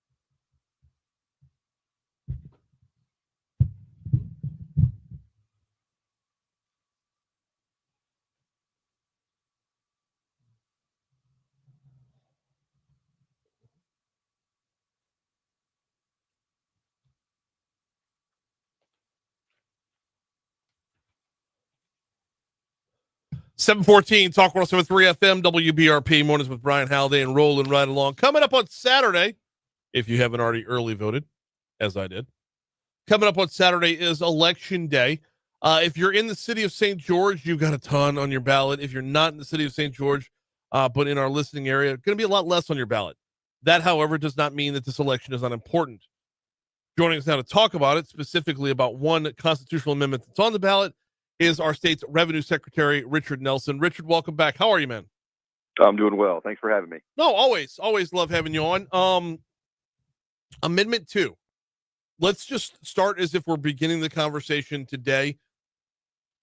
What does it do? So Amendment 2 rewrites Article 7 of the Constitution, which is the revenue and taxation article. Mhm. It's the longest article of the Constitution, longer than the 1974 Constitution, the original, and also the most amended part of the Constitution. So almost 80% of amendments amend just this section. And so as part of our tax reform, we said, let's dig into this and try and fix, these fundamental problems that have existed in Louisiana since Huey Long. And most of those things are contained in that Article 7. And so we really went through and said, what is the best policy for the state? How can we move the state forward? We made those changes to this amendment. There's a whole lot of things in there. We lower the maximum rate of income tax. We double the standard deduction for senior citizens over 65. So you will get $25,000 tax free. You have a special provision in there to make it harder to pass special interest tax breaks. And so part of that is that we did this big tax reform session to clean up a lot of the special interest tax breaks that have plagued the state for a long time. We want to make it harder to do that in the future. We also changed some funds. We basically give the legislature some more flexibility. We increase the balance of the state's rainy day fund almost 3 times to $3 billion. We'll have one of the best funded savings accounts in the country. And then at the same time, we allow the legislature to have more control on how corporate and severance revenues are spent. And then finally, we pay off $2 billion of the retirement debt from the teachers' retirement system. And that saves about $300 million a year, about $1 billion in interest. And use that savings to give the teachers actually a permanent pay raise. So there's a lot of good stuff in there. We really tried to take a sweep the kitchen approach to making Louisiana competitive moving forward, and it was passed by a bipartisan supermajority of the legislature, and obviously supported by the governor. We've been going around the state trying to educate people on what it does, but this is probably the most important piece of legislation that's ever come through Louisiana. This is the most fundamental changes we'll ever see. So I recognize it's a limited ballot this Saturday, but it's probably the most important election you'll ever vote in, specifically because of Amendment 2. We're talking with our state's Revenue Secretary, Richard Nelson, about the upcoming election on Saturday and Amendment 2 that is on your ballot. How did we get to where we are, Richard? And I know this was through the conversations that you and I have had, I know this has been a soapbox for you, if not a mountain to shout from the top of. How did we get to where we are, to where we need Amendment 2? Sure. So in 1974, we passed the Constitution. And since then, we've lost 2 congressional seats, thousands and thousands of people. At the end of the day, I think what we've been doing hasn't worked. So I think most of the resistance that comes from the amendment is basically, this is a lot of change. And I would say that is absolutely true. And that's exactly what we need, is significant changes. And really, it's been driven by 50 years of policy recommendations of committees that have studied it and consultants, and everybody in the world has come by and said, this is what Louisiana needs to do to compete. This is what other states do. You need to make these changes. And for some reason or another, we failed to do that for a very long time. And so this makes those changes. A lot of it is based off of PAR's constitutional guide. They had released a few years ago, 100 pages of recommendations on how to fix just Article 7. And so we incorporate a lot of those things. We put in some of our own thoughts, but then we also spent all of last year going around the state, getting input, building a kind of a coalition in order to get this done. And then we passed in the legislature at the end of November of last year. And now it's on the ballot. The Constitution that we have right now, our state's Constitution, I mean, it's been amended hundreds of times. So how many of those amendments, and I'm not asking for an exact number, but how much of what is quote unquote constitutionally protected gets undone and gets moved over to statute? So I don't know the exact number. I mean, no, I'm not looking for an exact number. Yeah, that was part of our motivation, is that if something gets amended a lot, right? That kind of indicates it's not fundamental law and shouldn't belong in the Constitution, right? Right. So things that are fundamental that we can all agree on need to be in there. don't get amended all the time because we agree on those things. But I mean, for example, I've personally amended the Constitution in Article 7 twice, right? I was in the legislature for 4 years and, Secretary of Revenue for 1 year, and I've amended it twice, just me. So at the end of the day, there are things that, don't belong in the Constitution. There's, elements of it being too long that require all these amendments. But at the end of the day, this really was a pretty, it's the building on this process of reviewing all these provisions that have been in the Constitution for a long time and saying what really needs to be in there. And then also, how do we make what's in there stronger? Right. For example, filling up the rainy day fund, making it so, tripling the balance of the savings account. That's just, I would say, good policy. Putting a barrier for special interest tax breaks, also good policy. We have the government growth limit too. I didn't mention that. We added a new government growth limit so that the recurring expenses of the state, can't grow faster than population and inflation. I think that's really important. So it really is a fundamental change in how Louisiana is run in this amendment too. One of the things that and you talk about it with your 4 years as a state rep, amending the Constitution twice, the Constitution should be forever language. And the way our Constitution was built out is everyday language needed to be folded into the Constitution. So undoing that is a big deal, not just for today, but moving forward with just the way we handle our day-to-day affairs. Yes, exactly. And, one of the things people always complain about is, why do I have to vote on all these amendments? And it's because a lot of this stuff has been added to the Constitution and you can only change it by another amendment, right? And so at the end of the day, I think in order for the state to compete, in order for the state to be more nimble, you just have to have fewer things that are in the Constitution, and those things that are in there need to be fundamental. And I think they really need to be well structured, well intentioned. Which I can't say that all of the parts of Article 7 were that way. We're talking with our state's Revenue Secretary Richard Nelson about this upcoming election on Saturday. Okay, a big part of this is paying off retirement debt so that teachers can get a permanent pay raise. Last 2 years in a row, teachers have come to the legislature and they've walked away with $2,000 in a stipend every year, or each year, I should say. Walk me through, because as I understand it, retirement debt isn't the same as household credit card debt or whatever. How does one pay off to free up money for the other? Sure. So basically every school system in the state, St. Tammany Parish, East Baton Rouge Parish schools, when they pay their teachers, they have to make another payment to pay off this debt, right? It's called the unfunded accrued liability. And it's a cost of almost 21%, I think, that has to go to pay off this debt. And so what we're doing is we're paying off almost a quarter of the $8 billion that is owed for this debt. And so when you do that, it's kind of like paying off some of your credit cards early, right? You're not going to have to make those payments anymore. It saves you in interest. We save about $1 billion in interest, but it's about a $300 million a year payment that is not going to have to be made. Now, about $200 million of that goes to K through 12 school systems. And so that's where the teachers are getting their raise from, is from that $200 million. And there's also about, I think, $86 million or so that goes to higher ed. And so LSU and Southern and all the schools pay into this as well for their professors and their staff. And so their costs are actually going to go down by about $86 million a year too. Love that. All right. The cap on government spending. This is a big part of it that I don't think has gotten nearly enough publicity thus far, because when we talk about changing the way we do business, this is going to change the way we do business. Yes. I think, one of the things that the governor has emphasized, obviously I've emphasized for a long time, is if we really want to compete, we should move to getting rid of the income tax. We dropped the income tax rate down to 3%.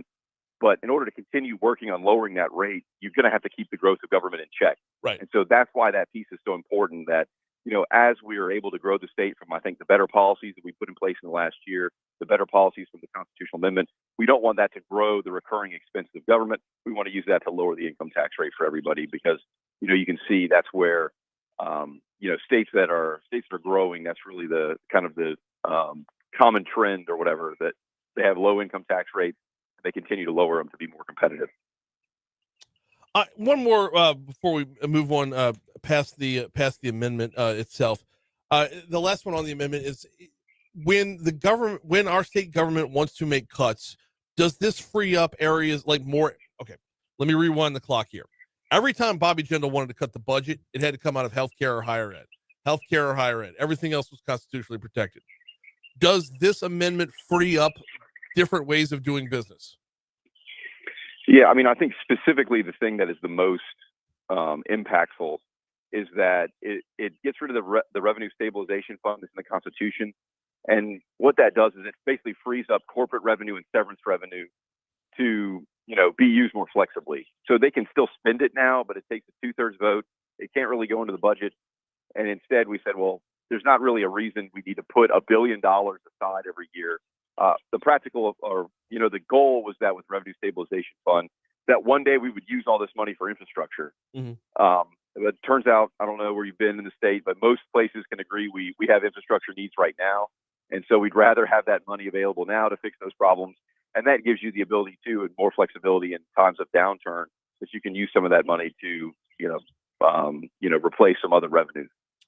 Now, I don't want to downplay the weight of Amendment 2 that's coming up on Saturday, but I do want to dream bigger for just a quick second here. I know that, you have long since wanted a constitutional convention. I can't shout it loud enough that we need a constitutional convention. This amendment doesn't replace that need or that want, but it does buy us some time. That being said, not time, but flexibility. It's not like we're on the clock, but it does buy us some flexibility. That being said, there is still a need for us to rewrite our Constitution. Yeah, so I advocated, along with the governor last year, that we should rewrite the Constitution. I think there's a lot of things in the other sections or the other articles of the Constitution that need to be, addressed and updated. But I'll tell you, Article 7 is a significant part of the problem. And I think that this outcome is very close what a constitutional convention, rewriting it based on best policies and trying to fix the state's problems would probably come out the same way. And so this is what would be on the ballot in that constitutional change. If there was a constitutional convention, I feel like this is about what the outcome would be. I wouldn't be doing my job if I didn't ask. What happens if it comes up short? So, if it comes up short, we have the positive change of that last fall in November. We made the greatest tax reform changes that the state's ever seen already. This is a piece to, I think, really solidify that and put us on the right foot going forward. Hopefully that will help you, help the state compete. And I think it already has. We've already been successful in attracting a lot more investment and stuff. At the same time, if this amendment doesn't pass, we're going to be fighting with one hand tied behind our back, going forward. Yeah. And, the other states, they're not burdened by a constitution like we are that, was written mostly by Huey Long and been holding them back for 100 years. And so even though you can see Mississippi just passed a pretty big tax reform package itself.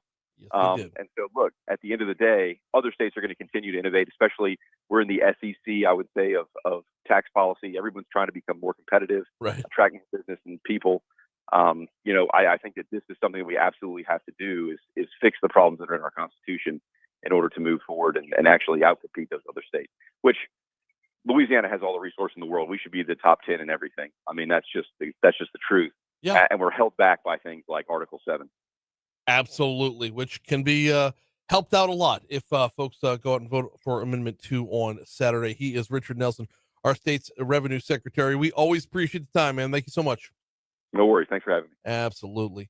We got there's 4 amendments on Saturday's ballot, but Amendment 2 is obviously going to get the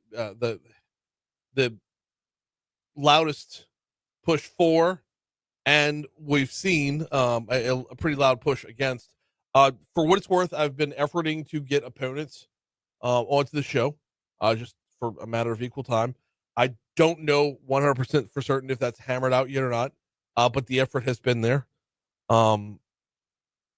The pushback on this one coming from certain members of, let's say the religious community, but also Woody Jenkins has been a staunch opponent of this as well. In fact, he was on American Ground Radio the other night, Tuesday night. We carry American Ground Radio. I believe we aired back at 10 o'clock. But his concern is over religious property and the potential for property taxes. I'll tell you, the author of the original bill, Julie Emerson, says it shouldn't be a problem. The governor says it shouldn't be a problem. I don't know. Maybe everybody else has got the language wrong. He's got it right, but we'll see. Got news, traffic, weather coming your way. In that traffic report, if you're out in Watson, of course, everyone's still keeping an eye on that bus accident. So somebody crashed head-on collision with a school bus, and one person is in critical condition. We'll have the latest on that next.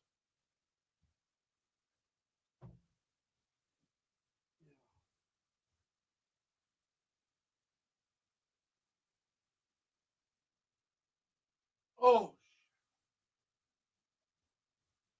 I'm gonna go walk up and down a flight of stairs just to see if I can move some blood around my body. I just feel so stagnant this morning. The coffee got rid of the headache. So, yeah.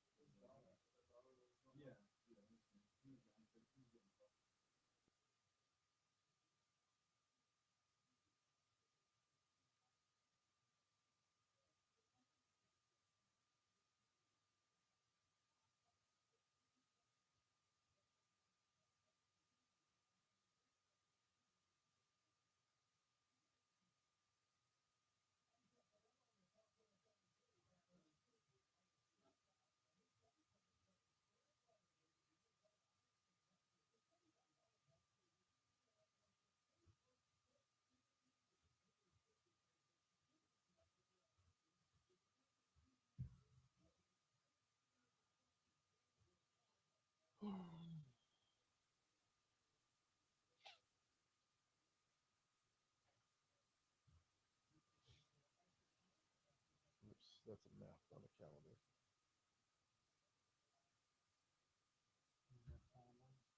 When's pickleball?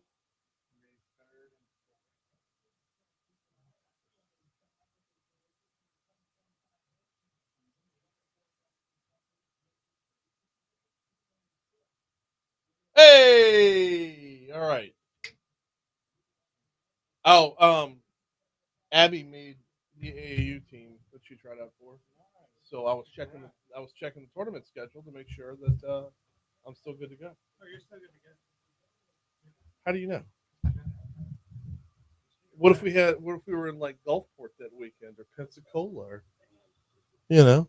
Senate Bill 14 also requires restaurants to display on the menu if the food contains seed oil. New JFK assassination files were released last week, and LSU Honors College dean Jonathan Earl, a U.S. political history expert, has been studying them. Jack Ruby assassinated Lee Harvey Oswald 2 days after the assassination of Kennedy.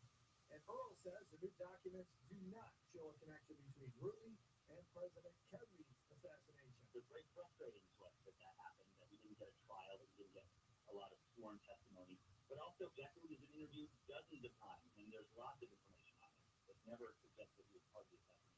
Talk 107.3, Matt. Now a Talk 107.3 traffic update from the Shawbills Tire and Auto Service Traffic Center. At Shawbills, you can get up to $268 in savings when you buy a set of 4 new Select Toyota tires. This offer is for a limited time, and it's only at Shawbills. We're still seeing a very large accident working on Highway 16 in the Watson area. This is near Live Oak Park. All lanes remain blocked and traffic is detoured.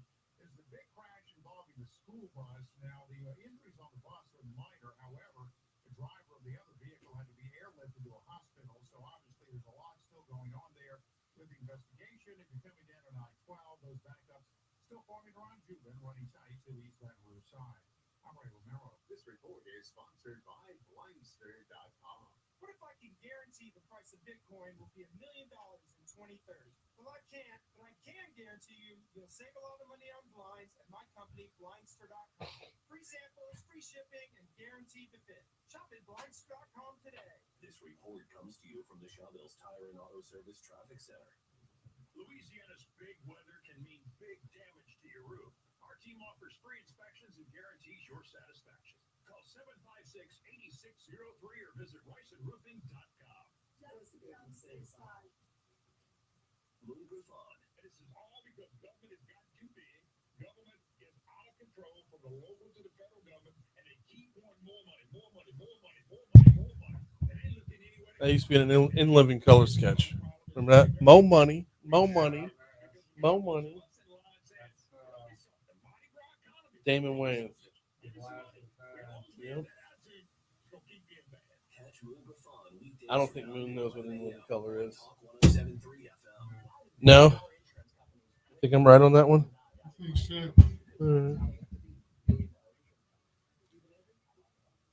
Oh, my goodness.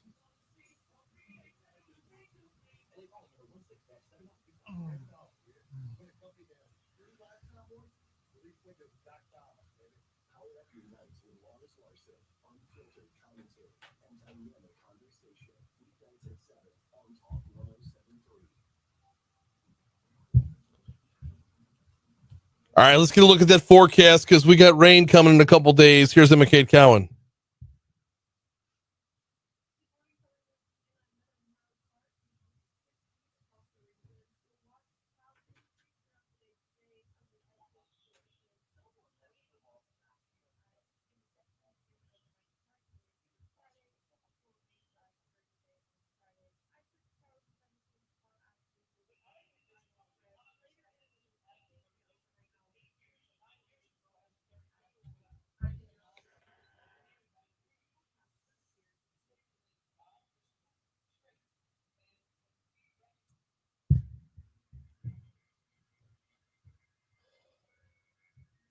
See, the problem is where they're loaded into the rotator. They're all in a row. The rotator goes numerically, not randomly.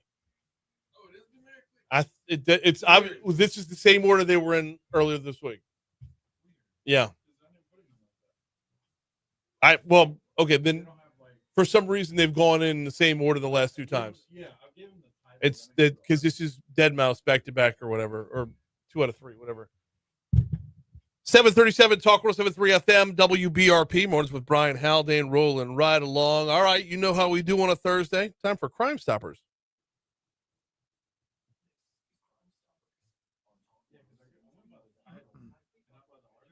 Yeah. But remember, what was it, Monday? It went city in Florida, then to Ghost and stuff.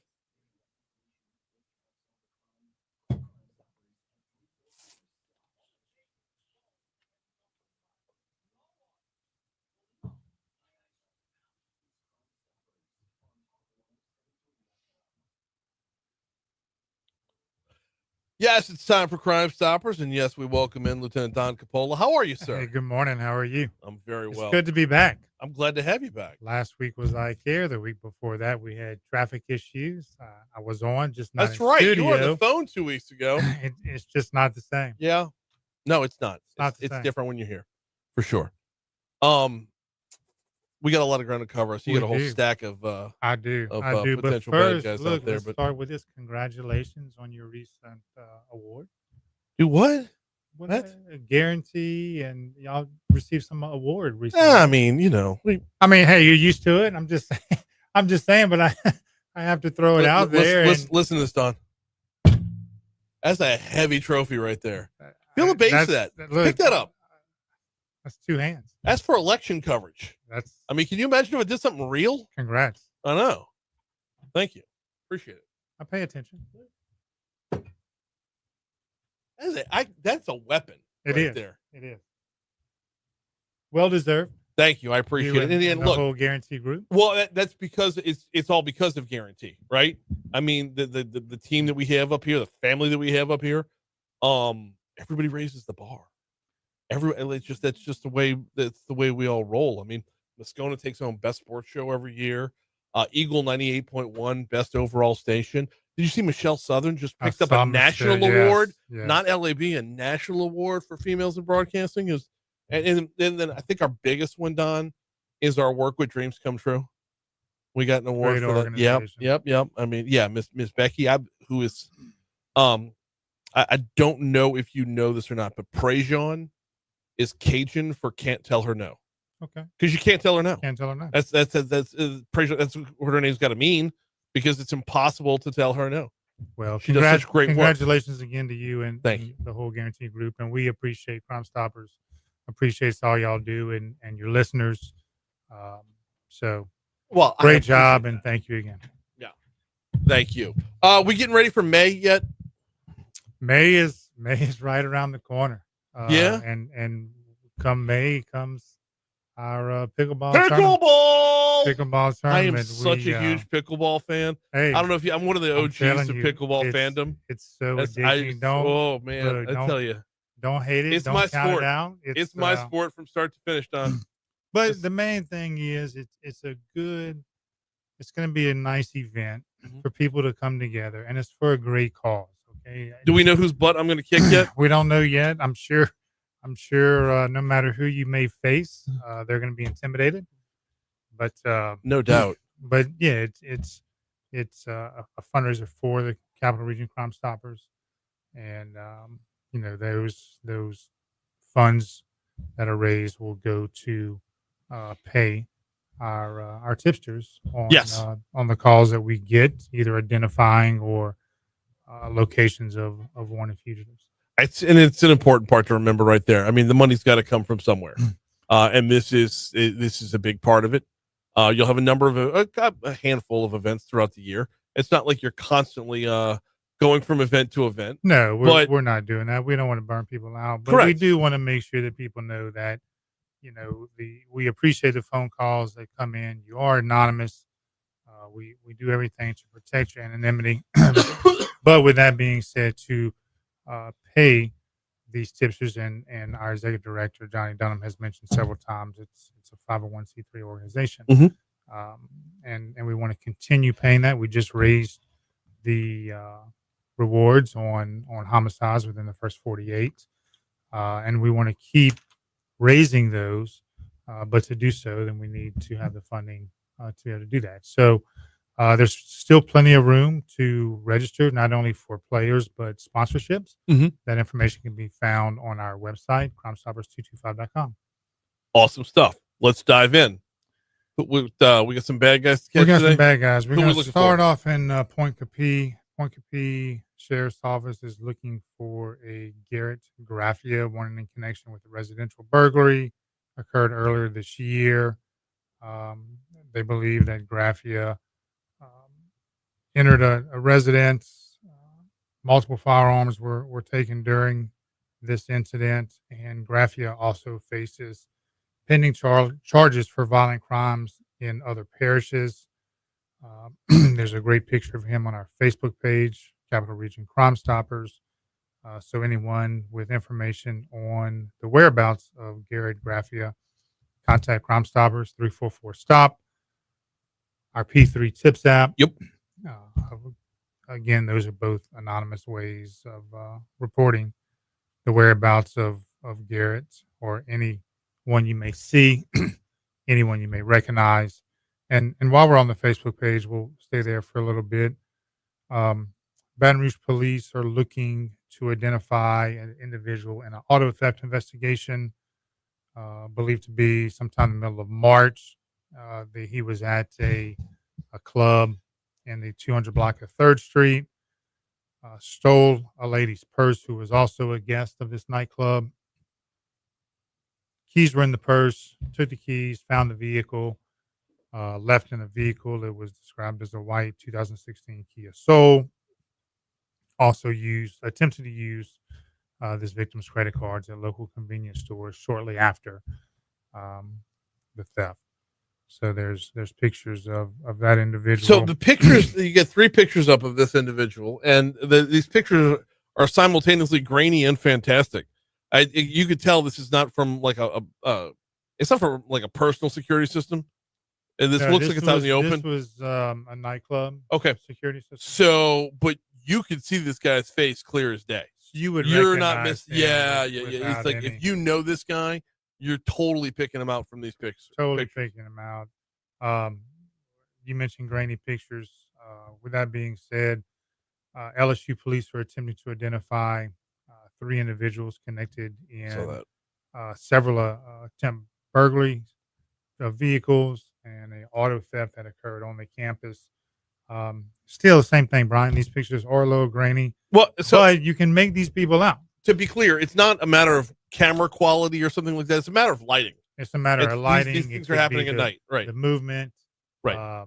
There's a lot that goes into it, but the fact of the matter is that even though it's not a perfect quality picture, you can still make out. Correct. And people still know, hey, that's so and so, or so and so has that same sweatshirt or Red jacket Brooklyn or what. sweatshirt. Right.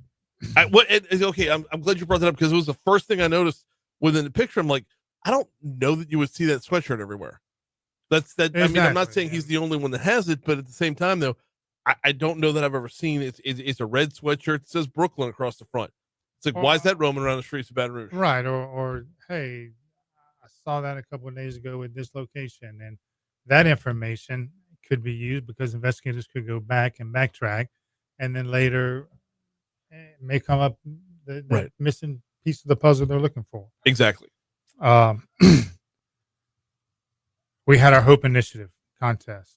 Oh yeah, with the high schoolers doing PSAs regarding the dangers of drug use and the impact it has on our community. I had the honor of being one of the judges, one of the many judges that looked at these videos. Brian, these young people coming up, amazing job. So job I would recommend going to the Crimestoppers Facebook page, the Capital Region Crimestoppers Facebook page, and looking it up from there, because you're going to find the one from Zachary. The junior ROTC from Zachary High School. Oh no, I was saying Zachary Media from Zachary High School. I might have the wrong one here, but yeah, okay, that's one of them. So Central High School Digital Media took first place. Zachary High School JROTC, Junior ROTC took second, and then third place was Sanoma High School Team Brooks. Okay, so they may have posted all of them were just fantastic, and judging these, they were maybe 1 or 2 points difference, but hats off to all these who took the initiative to participate in this. The time and the quality was just fantastic.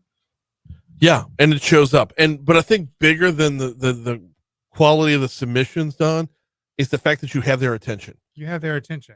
Yeah. And not to say, we're talking about some individuals, they're just not getting it. They need to be reached. These kids get it. Right. And they're helping reach the ones that maybe need the extra push to get it. Well, and there's a certain reality in that as adults, we're not going to get through to every kid, but more often than not, another kid can get through. Exactly. So that's the hope. So hats off to them, and keep up the great work, and all of them who I had the honor of meeting have such a bright future ahead. 344 stop is the phone number. 344 stop. All right, back to the bad guys. Who else back is out to the there? bad guys? Oscar Perry is wanted by the East Baton Rouge Sheriff's Office on charges of domestic abuse, battery, child endangerment, simple criminal damage to property. I know the listeners are, everything is domestic abuse, battery, but it's such a serious issue along with everything else. Well, I know we don't single these people out, but there's just so much. And it wouldn't be every week if it wasn't every week, right? I mean, we wouldn't be talking about it if it wasn't happening, if it wasn't so prevalent around here. Real. And so investigators believe that Oscar Lee Perry, had a verbal altercation that turned physical with a female acquaintance, ended up putting hands on her, punching her in the face and the mouth. Investigators saw that she was bruised, appeared to have a busted lip. So if anyone has the whereabouts of Oscar Lee Perry, 65 years old, contact Crimestoppers. Oscar Lee Perry. We got 30 seconds left. Did you want to squeeze in one more? Let's squeeze in one more. Avis Irvin, born out of Ascension Parish, 42 years of age. Telephone communications, harassment, domestic abuse, battery, and driving with a suspended license. All of these can be found on our Facebook page, our Crimestoppers website, 344-STOP, or the P3 tips. 344-STOP, or download that P3 tips app today. He's Don Capola. We always appreciate the time, sir. Thank you, sir.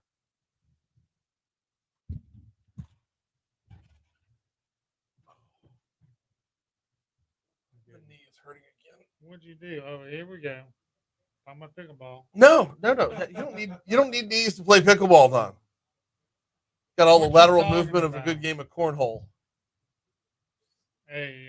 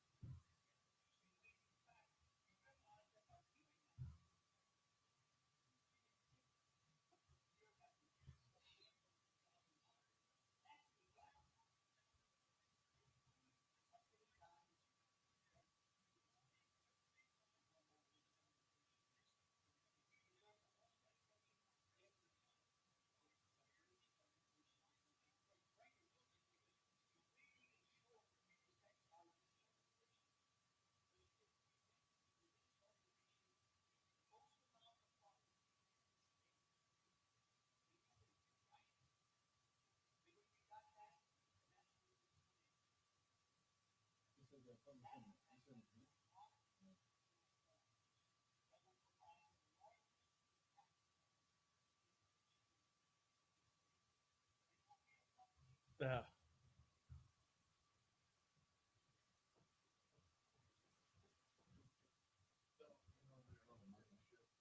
No worries. No, it's all good.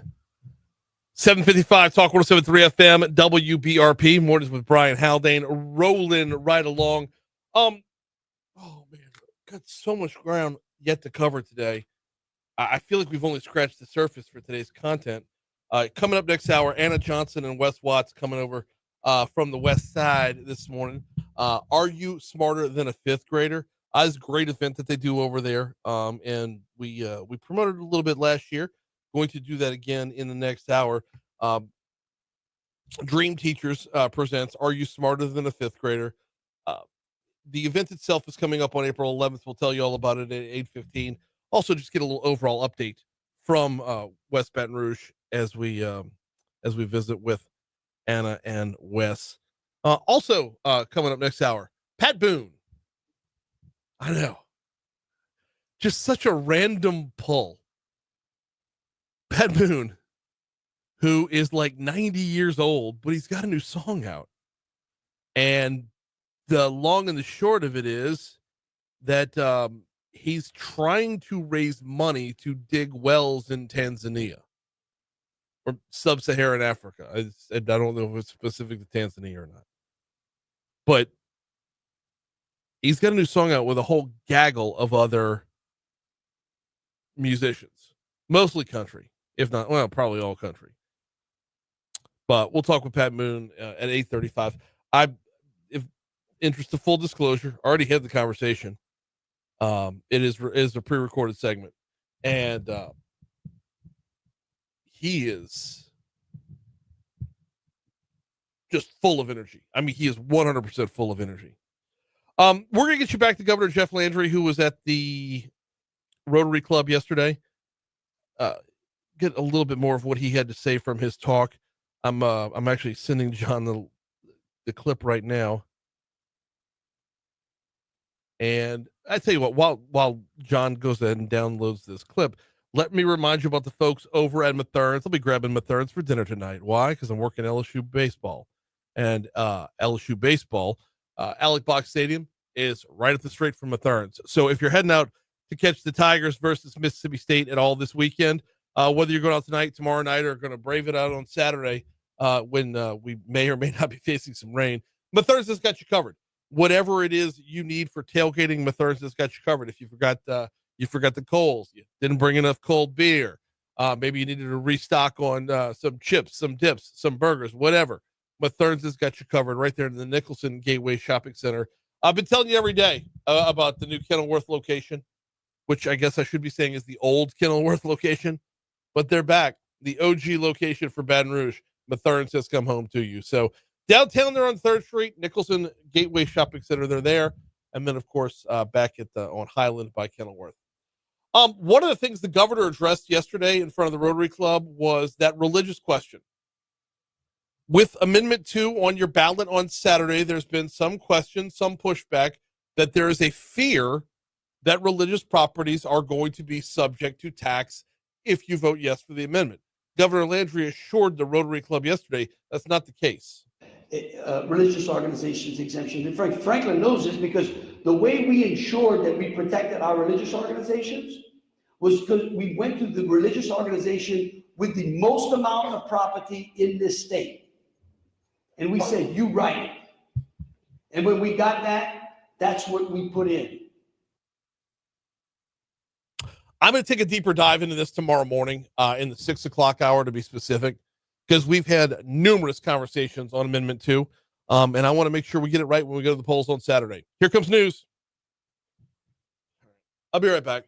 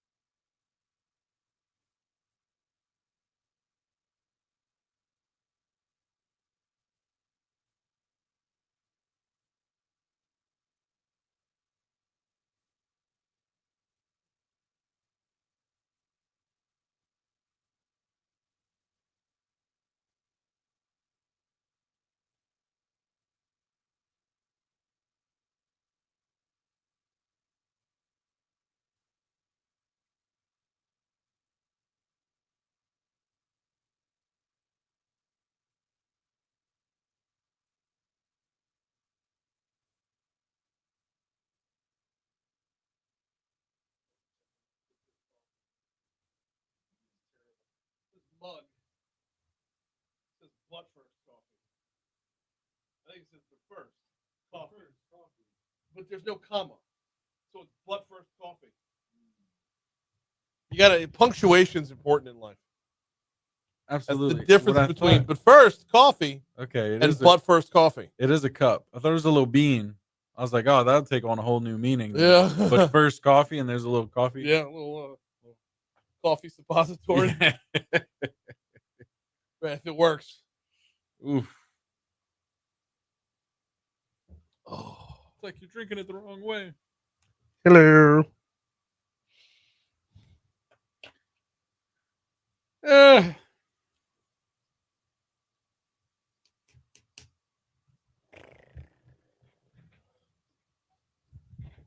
You got that butt first coffee going on. Okay, let's go.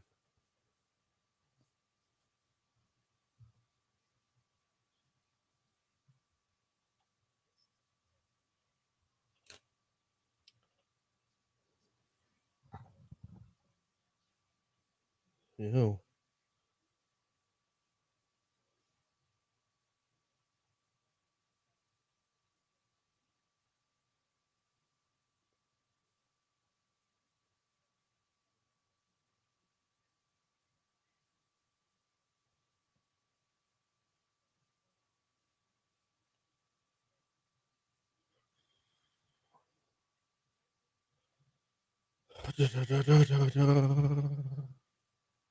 Da da da da da.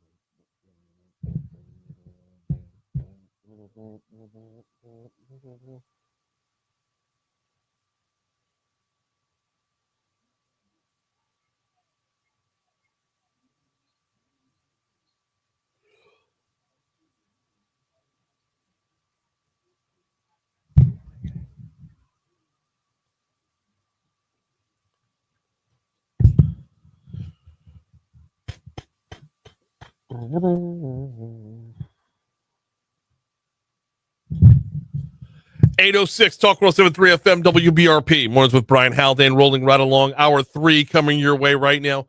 Brian here with you. John LaBeouf producing, getting you ready for a busy third hour. We talk about Are You Smarter Than a Fifth Grader in our next segment. John, last year when Wes and Anna came in to promote it, they asked me a bunch of the questions. Yeah. And I hesitate to put this out in the universe, but I went 3 for 3 on the questions. Okay, yeah. Or maybe it was 5 for 5. I think it was 5 for 5. They gave me 5 sample questions, nailed them, all 5. That's good stuff. So since I've already done it, I think You want to answer him this year? I don't know, man. The Do you? pressure. I feel like whew, There's a little bit of Pressure's pressure. on. There's a little bit of pressure. right. Just a little bit. So, that's coming up in our next segment. But it's a great event. It's wonderful. Yeah. It's a lot of fun. I don't know. Maybe let's tag team them this year. Let's do it. If you know one, you jump in. Let's do it. Okay. I'm ready for it. All right. Cool. Also this hour, Pat Boone. It just feels so weird to say it. Every time you say Pat Boone, Pat Boone. Like, okay. It's like I feel like I'm Fletch giving a fake name. Like it just. You mean the 90-year-old singer Pat Boone? Yes, that Pat Boone. Legendary, man. So good. Guy's a ball of energy too. That's all coming up later on. Right now, this day in history. Let's go.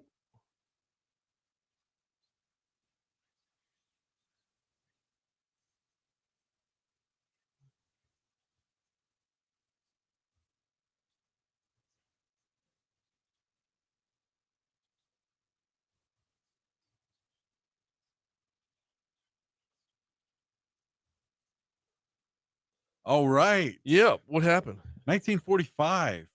Okay. Operation Starvation, the aerial mining of Japan's pots and waterways begins. Oof. Wait, what? Operation Starvation, the aerial mining of Japan's ports and waterways begins. Aerial mining? Right. That's what I'm saying. That's got to be a typo. That's what it says. Okay. I don't know what that is. I don't know either. I was hoping you did. Operation what? Starvation. 1945. Let me know what you come up with.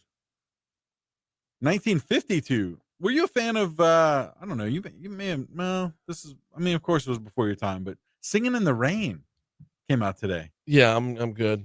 Oh, come on. You're not into musicals? No. Oh, yeah, very, very much so. Absolutely in the musicals, just not Singing in the Rain. Yeah. Let's see. 1977, 583 people die in aviation's worst ever disaster when two Boeing 747s collide. Oof. Yeah. In Spain. Let's see. 1980, Mount St. Helens becomes active after 123 years. Yikes. Yep. Music news here. 1981, Blizzard of Oz, the debut solo album by Ozzy Osbourne, is released today. Okay. 1997, Martin Luther King's son meets James Earl Ray, his father's killer, today. Interesting. 97. In 1997? Yep. Was that like part of daytime TV? Like somebody thought that was going to be a ratings bonanza? Yeah, probably. Yeah. No telling. Wow. 2019, Facebook bans white nationalism and white supremacy following criticism that Christchurch terrorists was able to live stream his attack. Yeah. This day in 1962, Catholic schools in New Orleans ended racial segregation. Really? Yeah. Oh, within their man. schools, Yeah. obviously. Awesome. Yeah. Good stuff, man. 2020 here, $2.2 trillion stimulus package. Listen to this, Large. though. Oh, what we got? Let me Yeah. back this up here. Yeah. Richard Condon he's just such a history nerd. Yeah. And he came down the hall earlier this morning and gave me this website, something about NewOrleansPast.com, I think it was. But every day in New Orleans, they've got something for every day in New Orleans history. And today was Catholic schools to end racial segregation. Archbishop Joseph Francis Rummel met with Catholic school superintendent Henry Bazoo and a group of parish priests at Notre Dame Seminary on South Carrollton Avenue at 7 p.m. Monsignor Bazoo, who I believe baptized me. Really? That's wild. I'm 90% sure I'm right on that. Anyway, announced that all New Orleans diocesan Catholic schools would accept all qualified Catholic children as determined by age and readiness testing with no exceptions. Wow. That happened today in 1962. That's fascinating. So, yeah. That's good stuff. Hey, in 2022, this was a slap heard around the world where Will Smith slapped Chris Rock at the Oscars. Bro. Oof. Dial it in, Already? Fresh Prince. Wow. Dial it Too in, soon. Fresh Prince. Too Yeah. soon. Yeah. Moving on to birthdays? Yeah, let's do that. Let's see. I got Quentin Tarantino today. Okay. Let's see. Look, I got Fergie. Yeah. Mariah Carey. Yeah, I got Fergie and Mariah Carey for Wow, sure. Yeah. Let's see. Who else you got over there? Oh, okay. So on the birthday front, you had Tarantino, you had Mariah Carey, you had did you have Gloria Swanson? No. Actress Gloria Swanson. Did you have no, he died today. Oh. Did you have I think all the rest all the rest of the ones that I have are on the sports list. Here we go. Moving over to the sports world, we got a lot. Well, we got like 4. Cale Yarbrough, 4-time Daytona 500 winner. Randall Cunningham, former Eagles and Vikings quarterback. Oh, sorry, I got 3. And Matt Harvey, former Mets pitcher, aka Batman. Okay. Yep. All right. A lot of deaths. A lot of deaths? Yeah. You got a lot on your end. I got a few. Who you got? Who you got? I got not many notable names, but I got King James I of Scotland. Okay. You see how my list is gonna out, so all you right. probably have better ones than I do. Former Senator Joseph Lieberman died a year ago today. Milton Berle died on this day in 2002.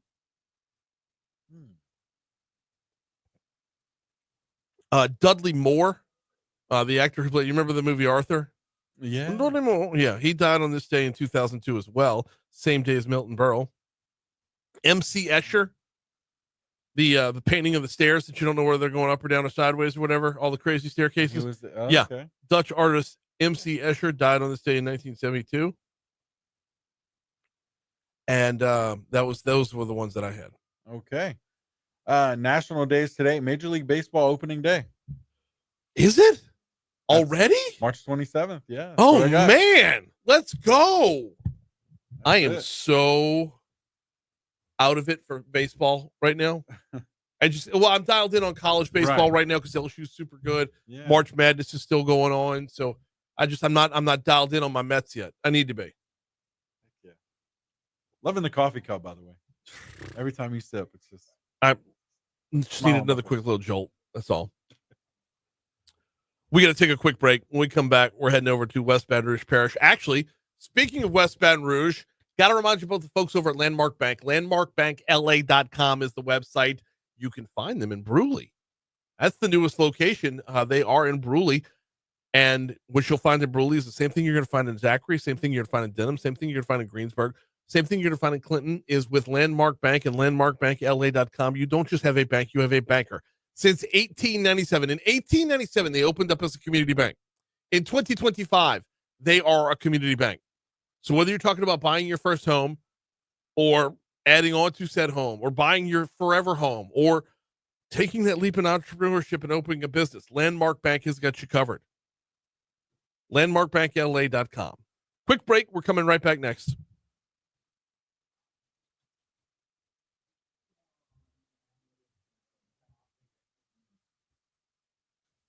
Yeah, I'm not in a good way this morning.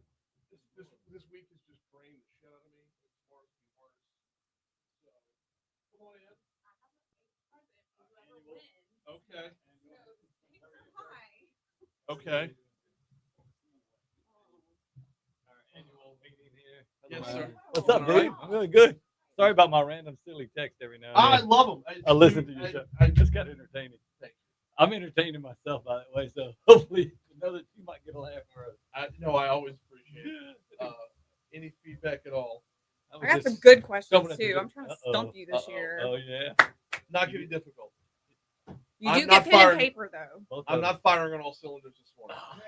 So I am never firing on all cylinders. So. But you're always firing. Yes. Which is why you and Chandler never let me be a substitute teacher because they told me I cuss too much.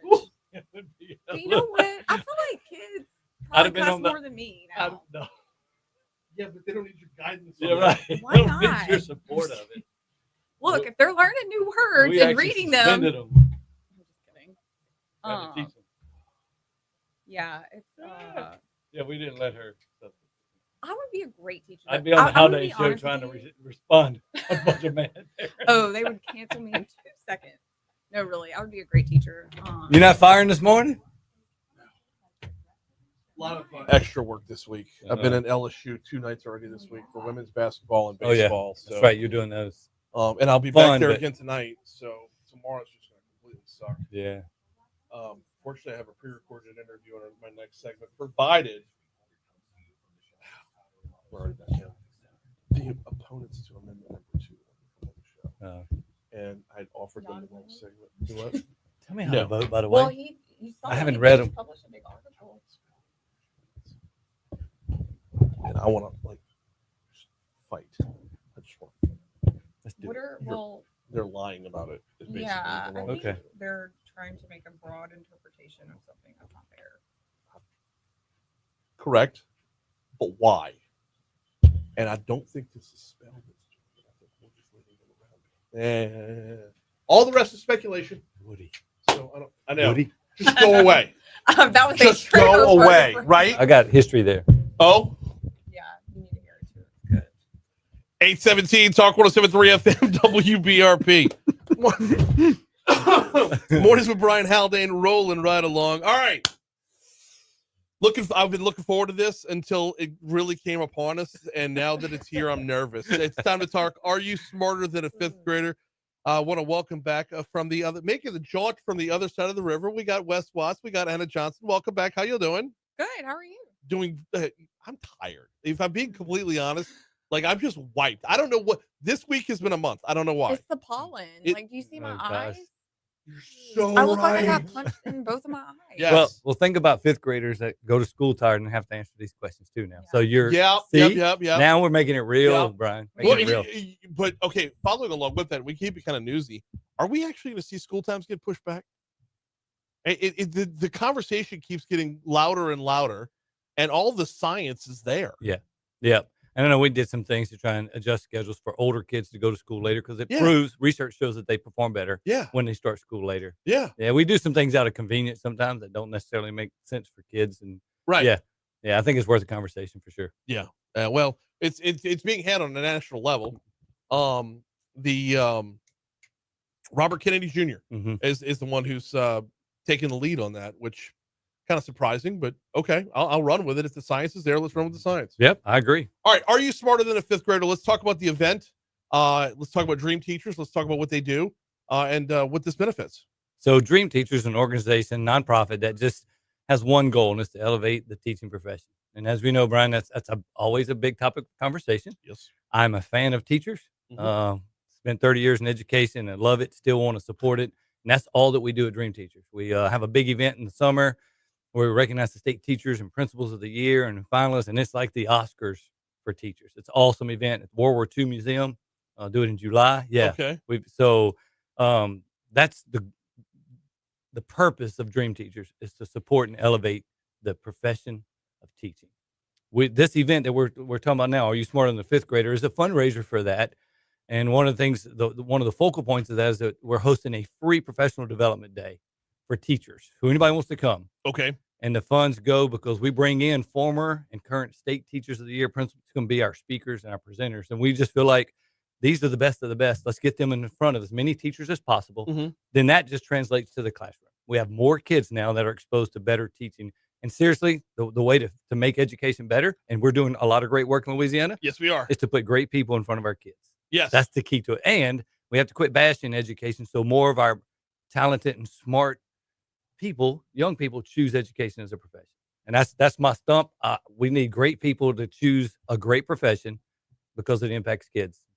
Well, and, interestingly enough, and I'm not going to make this political, but coming up Saturday, there's an opportunity to give teachers a raise. I mean, that's on your ballot on Saturday, statewide. Okay, so the event's details are what it is, where it is, when can folks attend, or how can they help? Yeah, so the event is Friday, April 11th at LaBerge. You can purchase tickets at dreamteachers.org, or if you follow the social media handles on Facebook, there's a QR code that you can scan. It'll take you straight to registration. But we have got some awesome celebrity couples this year, including EBR Mayor Sid Edwards. So I saw that. Yeah, and his wife's a teacher, been a teacher for a long time. So pressure's on the mayor. Yeah. Because I mean, nobody gets questioned more than an elected political official or a head football coach. Yeah. And he's been both of them. So, like the number of times he said to hear in his life, "That guy's an idiot." His pressure's on Sid Edwards right now to really step up. So Yeah. Well, Dixon is our defending champ, so I mean, I guess the bar's not that high. Yeah, I'm just kidding. I'm joking. No. But in our first year it was Ralph Bender. So Okay. I think this is just year 3. Year 3 of this So, event. Yeah. Dixon's So, the defending champ. Yeah. I know, right? His wife Just carried him. kidding. I'm No, joking. his Yeah. fiance at the Best, time. Best really carried that team. No doubt, Best. And the carried that. 5th graders. They really did a good job of using the students. They were very smart. So there's got to be some strategy here, Brian. Well, And look, he loves to tout that he went to Catholic High, and there's a reason it's not called Matholic High. So who are other fired. couples? Oh my gosh. So we've got Sid and his wife. We've got Jim and Wazell with Mestizos. So they're always a fun crew. We've got Whitney Van. Who else do we Ryan got? Terrio, who Ryan Terrio, yeah. That's going to be fun. Yeah. Ryan and Jonna. I know you'd love that because, Ryan's a public school guy, Yeah. right? Mom's a Broadmoor, right? teacher. Yeah. Yeah. Mom's a teacher. And so that's going to be fun. And I'm just hoping his wife carries him as well. Yeah. She's I mean, gonna have he's just going to. to say kick rocks. I mean, that's just what he's going to do. Yep. Yeah. The camaraderie surprise among everybody. He's gonna be great. The No, camaraderie he's among gonna these be great. couples is He's gonna got be too much of a competitive nature. Way too he's going to be perfect. Like my prediction for the winner is going to be Ryan and Jonna. Yeah. I can see it. I can see it. Although I feel like Jim is gonna come in as like a silent assassin. I'm not gonna lie. Like I do think like you might be surprised at some of the things. But even like looking at the questions, I'm like, dang, like I don't even know this. Yeah. Like how Yeah. I don't know. I got lucky last year. How many y'all hit me with 5 of them last year? I think. We did 5 and you were 5 for 5 I was last year. And I think Pretty you impressive. were 5 So for much pressure. Yeah. Did we And cover now all- you've got a competitor. Yeah. And we have a prize for the winner. Oh, by the way, we almost forgot. Did to we miss mention, one? Yeah, we missed a Hunter couple. Yes. and Lauren Kitchen. Oh, Yes. awesome. Good, great young Baton Rouge couple. Yeah. Man, my palms are sweating. They should be. They Just should trying be. to run a board. I'm just trying to keep Yeah. No pressure. All right, how are we doing this year? We didn't have rehearsal or anything. We didn't map out any logistics. No, I'm just gonna ask the questions. Ask the questions and then what, and- are we going to write down answers, or is it like one of us gets to guess first, or whoever wants to guess first, and then Wes is going to keep score. Okay. And Thank you for giving me a job so I don't have to be trying to answer the questions. hey, we're going to Way start too off much really pressure. easy. and I can so- have scratch paper? Absolutely. Yeah, pen and paper, no phones though. Okay. In the initials of the federal agency known as NASA, what does the A stand for? Well, there's 2 of them. The first one. It's not aeronomics, is it? Aeronautics, Aeronautics. not aeronomics. Aeronautics. That is correct. What is aeronomics? I don't know. Okay. Putting the right furniture But in space. I would have given you credit for that. Yeah. I would have given you credit for that. All right. Oh, 1-1. Goodness. Okay. You need pen and paper. Oh, for wait, this. we got Jeopardy music going now. Awesome. You do? Okay. Yeah. Which of the following fractions is equivalent to 1/3? 9 of 27. Yep. 10 of 40. Nope. Or 3 of 1. It was the first 9 one. of It 27. was the first one. It was Yeah. the first one. You can't. I know that. I mean, you because can't come Brian out said- verbally answer Yeah. the question before the man even has a chance. But you're good. You're good. He heard it at the same time Yeah. I did. Yeah. Yeah. Oh, I All thought right. we were waiting for the option. Yeah. 2-2. Why? You have the option. Yeah. Strike So while we're the waiting iron's for all hot. the. You know, Yeah, this You're is gonna going to be in strike Jeopardy. education, right you're now. taught to read every answer before you choose one, Brian. Right. I mean, Just that's kidding. what I thought. And look, 2-2. You right, got it. That's all that right. matters. we both got it. That's all that matters. No. Okay. How many compound words are in the following sentence? Someone from the classroom was playing baseball in the cafeteria. Someone from the classroom was playing baseball in the cafeteria. How many compound words are in that sentence? I think I'm gonna miss this 2? one. I think it's 3. Correct answer is 3. Whoa. 3. Hey. Okay. All right. 3-2. Brian's in the lead. Brian? Hey, So much man. pressure. Dude, 8. You know, this is one of those like a guy pitching a no hitter. You're 8 for 8. Bro, you're supposed to talk to a guy in the middle of a no-hitter. I mean, do you want this You're lovely on. couple next year? Like, Yeah, I think we might have yes. to do an all-stars that we Yeah. can go against Dixon. Okay. Yes. I feel like you're a little Oh. Doogie Howser over here. Or you can see my Is that a compliment? I don't Uh, know. Doogie was A young. I little mean, there's Doogie that. Howser. But you're so smart. 3-2. Okay. How many teaspoons are in 5 tablespoons? Oh man, I should know this. How many? What is it? How many tablespoons? How many teaspoons, Teaspoons are in 5 tablespoons? It's not 10, is it? I think it's 10. It's not. It's not 10. Finally missed one. Gosh. Finally missed I'm one. sorry. Broke your streak. That's a hard 15. 15. Three. Three teaspoons and a tablespoon. Wow. Okay. Yep. All right. Sorry, I jinxed you. It's okay. It was bound to happen eventually. Still 3-2. Yeah. All right. Still 3-2 with the final answer. Final question. Maybe. the We have final? one. Yeah. I have one tiebreaker. Oh. too. Okay. Or one bonus. Okay. Okay. Solve the following equation. 3 plus 2 divided by 1 equals what? 3 plus 2 divided by 1 equals what? Man, I'm glad to know I could get that one. Man, thank you. Really, huh? I was getting a little worried because I What missed you 2 got? of them so far. You want me to answer first? Yeah, just go ahead. 5. Yeah. 5. And the crazy part about that equation is you don't even need the order of operations, because if you do them out of order, you still get the same answer. Because Yep. it should be 2 divided by Did 1, that first. Yeah. and then you add 3. So that's The still pin- the right. pin It'll work dots. both Right. ways. Yeah. Did you do it both ways in your head just to see? Oh, I did it. I did PIM-DAS first. No, but okay. Yeah. okay. but- The PIM yeah, dots. yeah. I don't think they teach that anymore, though. Yeah, they do. Okay. Do they? This is All the right. bonus. 4-3. so- Bonus question. 4-3. Let's go. Okay. What whole number is closest to the square root of 65? What whole number is closest to the square root of 65? Dude, you're gonna get this one. Yeah, I am. I don't even. 40? Mhm. No. No. Wow. I'm not laughing at you. I'm laughing at his response. No, you I need to laugh promise. at me. What is your? the way you looked at you, The were like, look, no, did you like see you're the the eyes? dumbest Like, guy I've ever like- seen. No. That was not 40. No. Brian looks like that meme from Yeah. Come on. It's 8. It's 8. It is 8. Wow. That's We pretty have good. a Brian. winner. That's Very very good. Brian. Thank you much. Yes, Very indeed. That's good. I should I have mean- presented some Lovely. celebratory I can't music.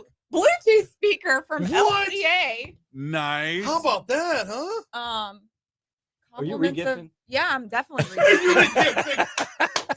1000%, so that I don't have to put this on my There expenditure. you go. Awesome. Thank you so much. That was good. That's a good looking speaker right there. It Little really is a JBL. good That's a speaker. yeah. I know. Very, very nice. Yeah. This is turned. Right. In, this is supposed to be a promotion for Dream Teachers. Or Are You Smarter Than Fifth Graders turned into a promotion for Brian Haldane and how Yeah, smart you don't- are. yeah, I'm telling you no, what. I know. And You I don't know were what really- tablespoons.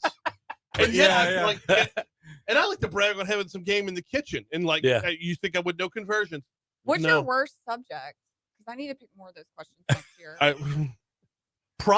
Weirdly Not enough, math. history. Okay, good. Yeah. I didn't do a Really? history question. Yeah. I Well, would have never guessed that. Oh, Yeah, let me give you a we're- history question then. Hold on. we got 30 seconds left in the segment. We can do the history question over on Facebook Live. On air, we've got to get to news, traffic, weather. One more time, the website for people to go find out. Dreamteachers.org or find them on Facebook at Dream Teachers, and all the information's there. Coming up on April April 11th at Low Bearish. You're not going to want to miss it. It's going to be a good time for an unbelievably great cause. Wes, Anna, thank you all so much. Yeah. Thank you for having me. On air, here comes news on Facebook Live. I'm about to embarrass myself. Dang, Hey, Brian, you know, like a little. I ain't gonna lie. That's impressive. Do you want to be a celeb couple next year? Sure. Okay. I think I thought about that driving in today. I know we That gotta would be get great. you like, That'd be but good. yeah, we should do Yeah, like. like, I'm sitting here Okay. like Doing freaking all nervous. Like I know. yeah, it's- I'm in sweating like school, I don't want to be a. I love a even it. if I did, And I oh was my decent God. at it. You know, But My mind just memorization goes is not my blank. thing. scary. Yeah. And it goes blank. Because you I mean, spend- think 30 you years got since it, high you're like, school. okay, you're And you Google thinking was way too invented. hard. I don't have to Yeah, remember. you're overthinking I don't have to it. remember dates, Absolutely. places, I was proud that of sort of thing. I missed 2 of the 6 myself. The tablespoon one I had no clue. And it was one 3 to 1. I I did. get the math ones right though. Math is my Yeah, same. Okay, wait, I'm trying to find a good history question.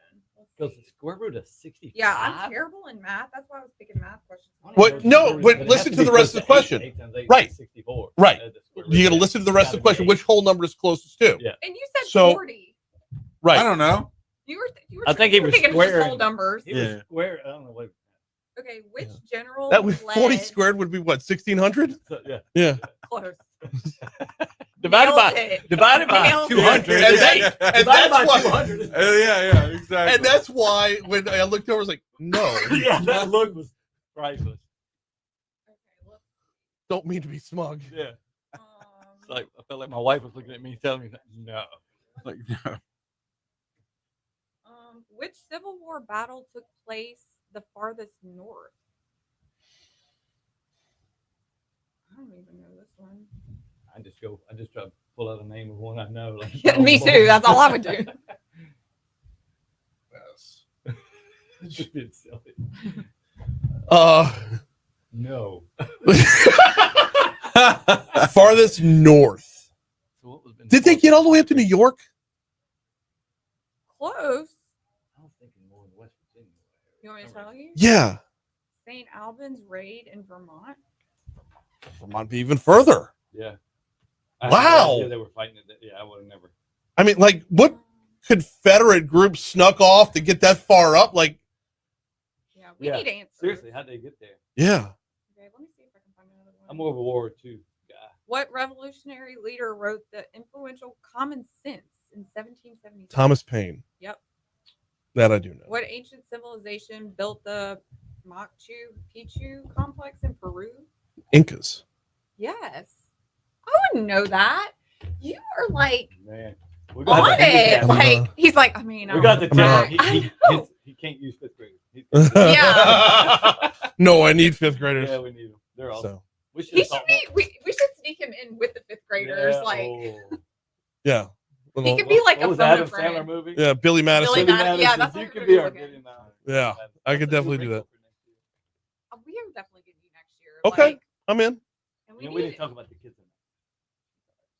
Yeah, we don't have a kid from EDR this year, though, right? Not this year.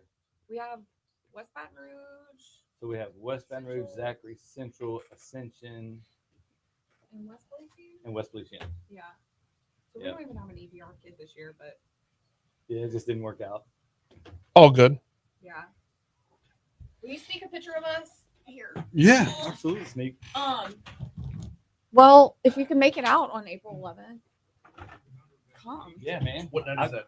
It's a It's Friday. a Friday.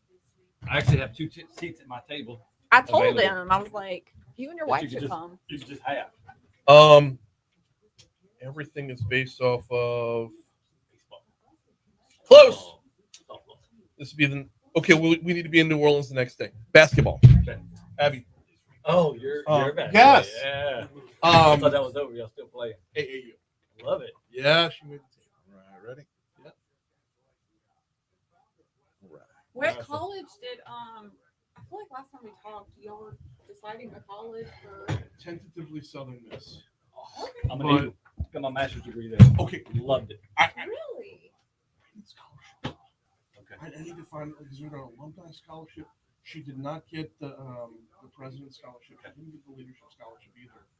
And I mean, and I like every Eagle. Which, by the way, you're not going to find a Southern Miss Eagle who doesn't love Southern Miss to the core. Yeah. Greatest place on the planet. Every time I turn Seriously. around.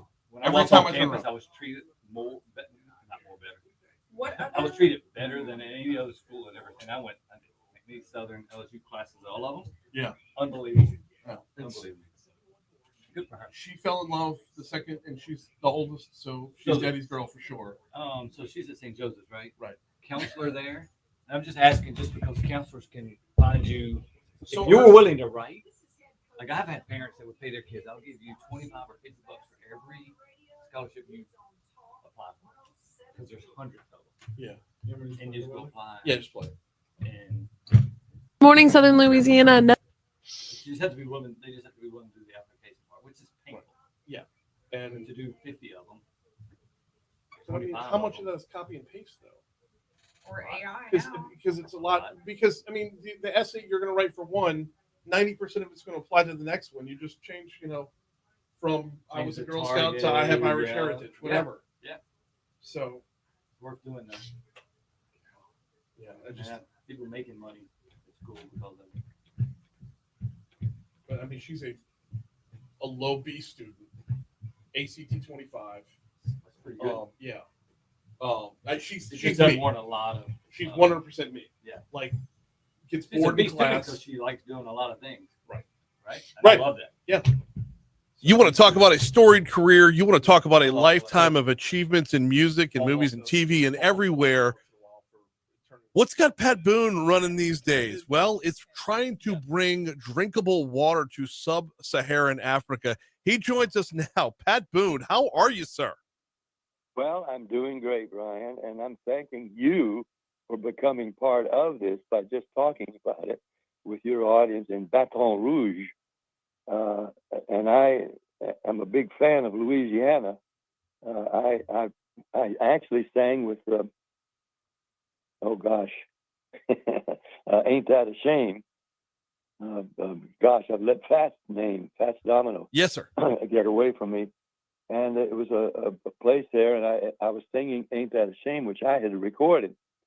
And he brought me down, sat me down next to him on the piano. He didn't talk much when he was performing, like Dylan, but he said, "You see this ring?" He had this beautiful sparkling ring on his finger. This man bought me this ring with this song, and we sang, "You made me cry when you said goodbye. Ain't that a shame?"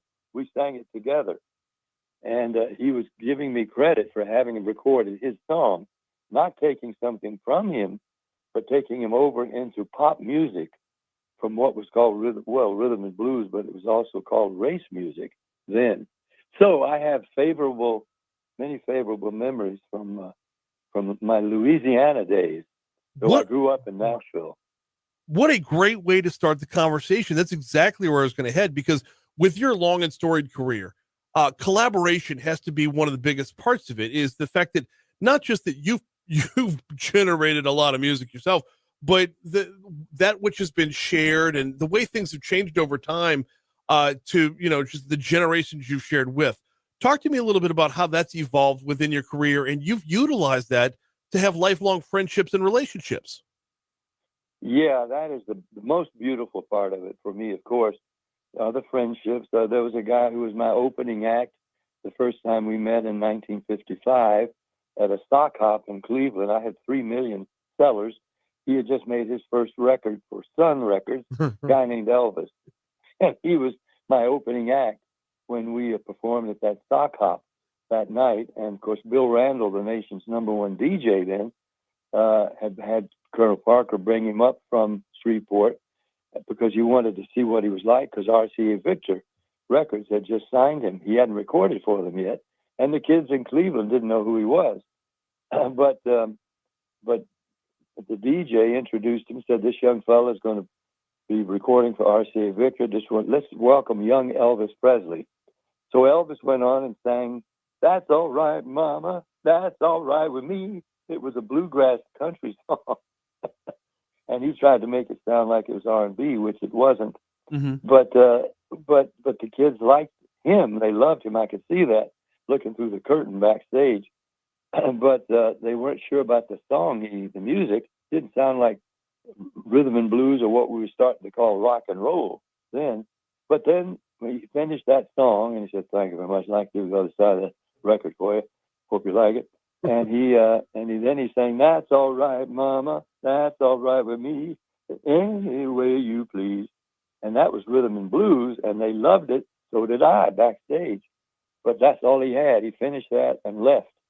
And then I went on, and I had 3 million sellers at that moment, although that was October of 55. But I'd only been recording since March of that year, and I had 3 million sellers already that were rhythm and blues songs, like "Two Hearts, Two Kisses," "Ain't That a Shame," and "Crazy Little Mama Come Knocking, Knocking at My Front Door, Door, Door," a song by the Eldorados. And I was covering rhythm and blues songs and having pop records with them. And Elvis, of course, did that right out of the box. But even though I got away with following him that one night, I never wanted to follow him again. Yeah, I would imagine so. And so I had the good sense, even though we became really good friends. I was from Nashville. He was from Memphis, 2 Tennessee boys. Yeah. And we visited back and forth with each other in Bel Air when we both were renting homes, and in the studio at 20th Century Fox, where we were both making movies at the same time.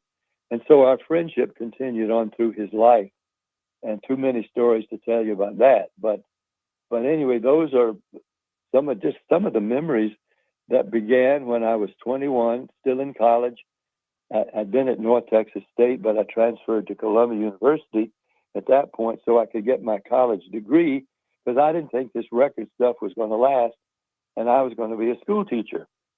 But but some contracts took over, like the TV, the records, and the movies, and so I never got around to being a school teacher. Well, I'm sure there's a student somewhere that missed out, but the rest of the world benefited, to be sure.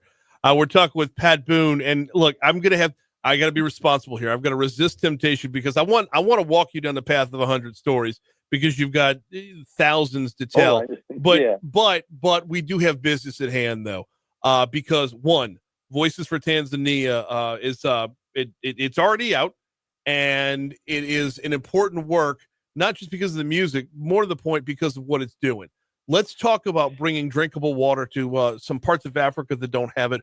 What attracted you to this as a philanthropy?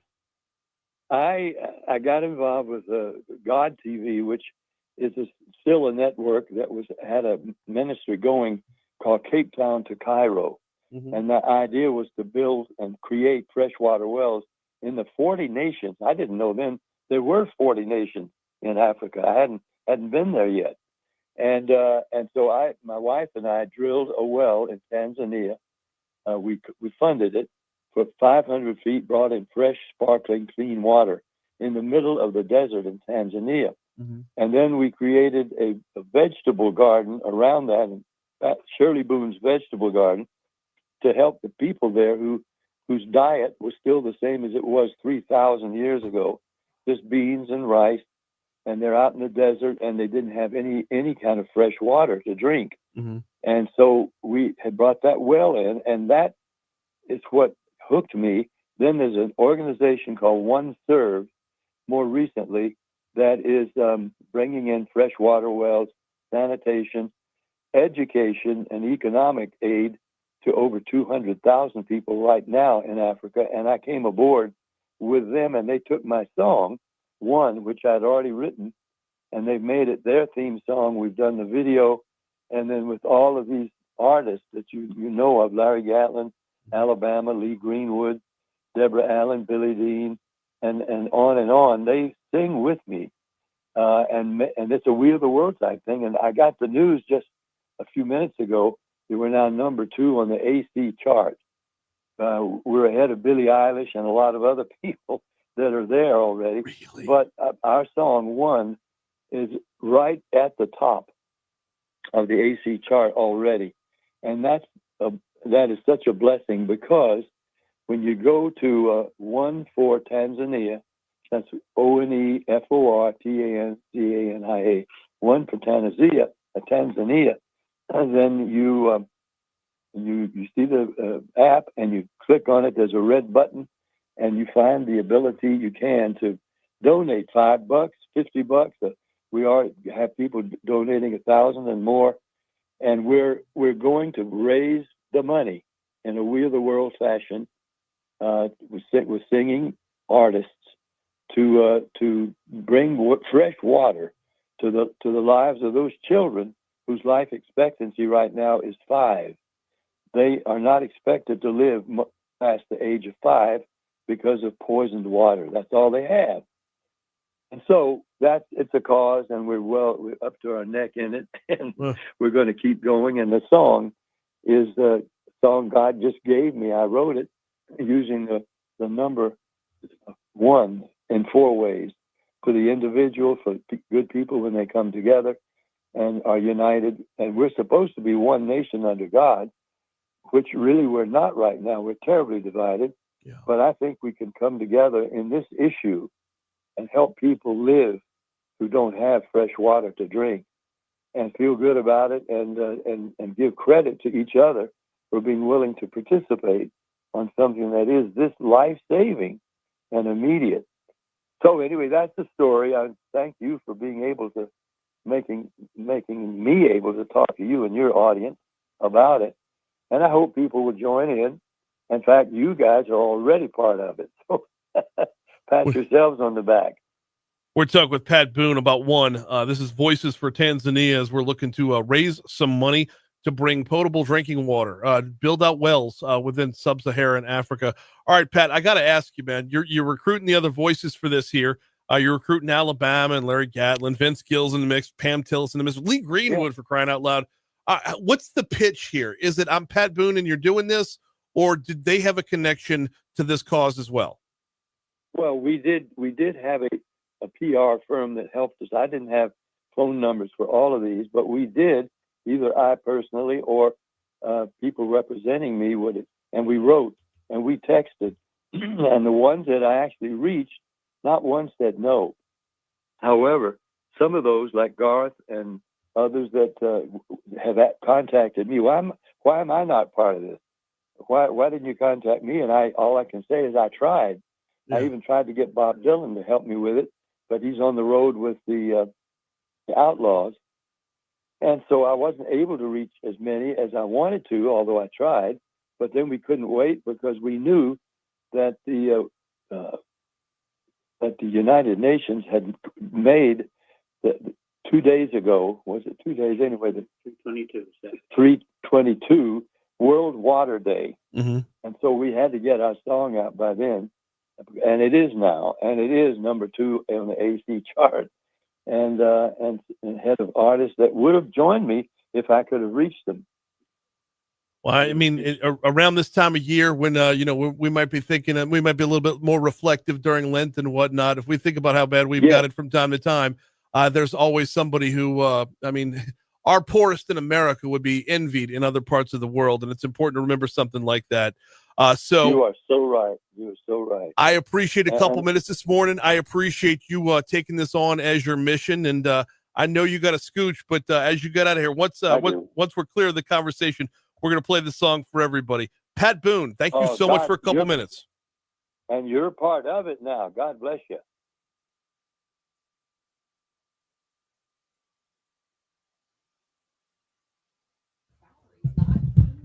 Exactly. Make minimum wage moot.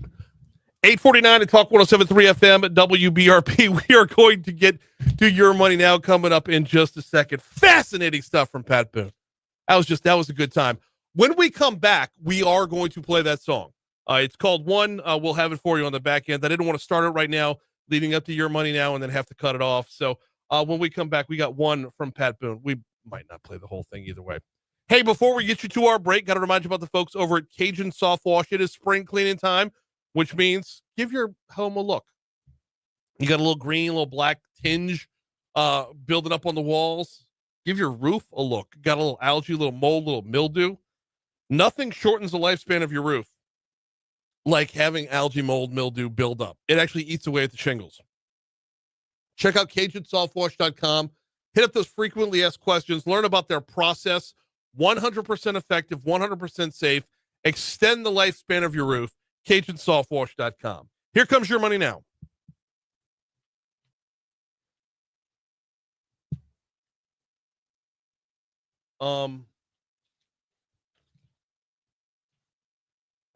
We're gonna have some fun with it on the way back in. Let me forward you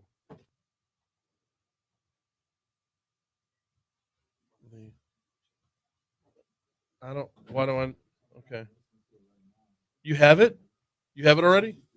Okay. The clean version? This is a dirty version of this song? Oh God, I cracked myself up with that. Old Pat staring back at me. I'm like, dang, Pat. Got a dirty version?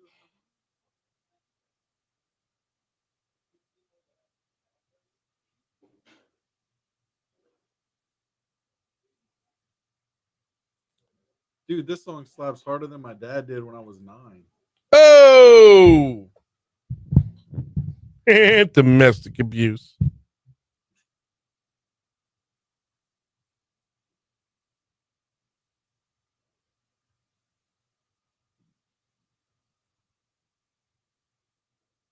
All right, so we're playing the because he has 2 different versions.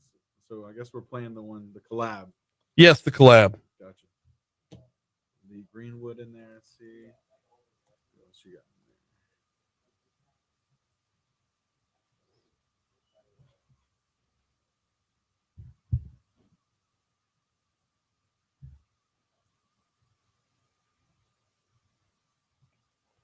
Oh shit. Yeah, like you said, Vince Gill, Alabama. We agree.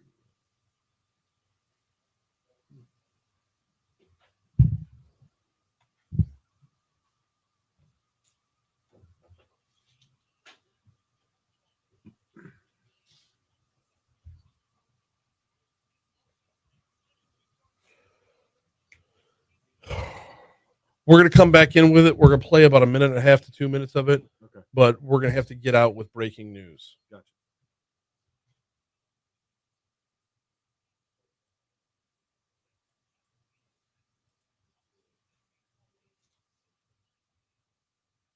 So you said bump back into it, right? Like we're going to come back into. No, come back in normal bump. Come to me. I'll toss to it.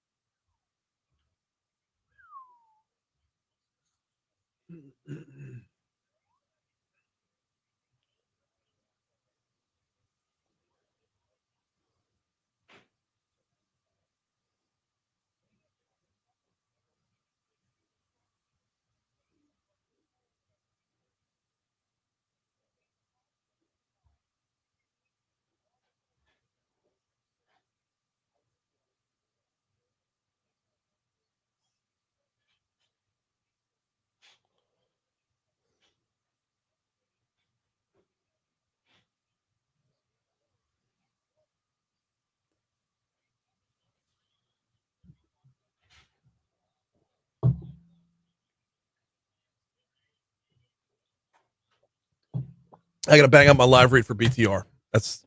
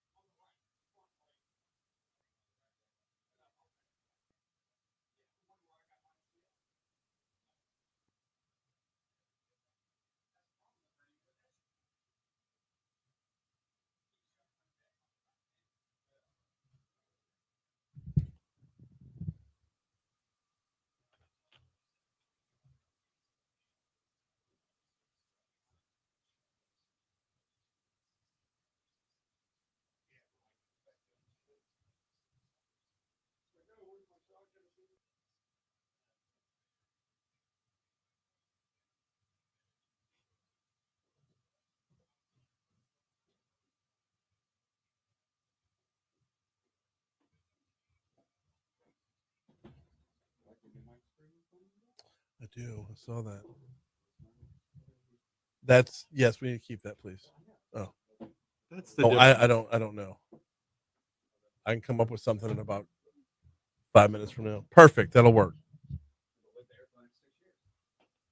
Probably. Unless I actually cook in here again, which I'm not allowed to do, and I never do. I got that picture. With the ceiling. Yeah, that's right.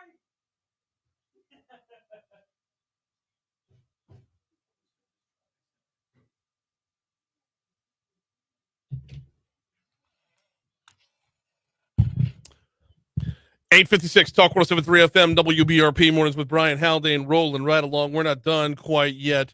Gonna play that Pat Boone song for you in just a little bit. In just a little bit. I do need to remind you about the folks over at the Baton Rouge Metro Airport. FlyBTR.com is the website. FlyBTR.com. I was rolling through the arrivals and departures for today. Just scrolling through. I don't know why. I'm not going anywhere, but everything's on time. In fact, as of already this morning, we've got 2 flights to Houston that departed this morning. One left out in the 5 o'clock hour, another one at 7:19. Both of those have landed. So if your business takes you to Houston on a regular basis, maybe check out flybtr.com. Dallas Fort Worth, they've already gotten out this morning and arrived. Atlanta, Georgia's already arrived. That direct flight to Washington, D.C., Reagan National Airport, that's still in the air. They're on their way. Checking them out at flybtr.com. Get flight info. Find out what your options are. Plan your trip. Everything that you can possibly need from an airport. Just give BTR a quick look before you make the decision to drive all the way down the street. It's flybtr, or all the way down the interstate. It's flybtr.com. All right, as promised, here's Pat Boone. One moja,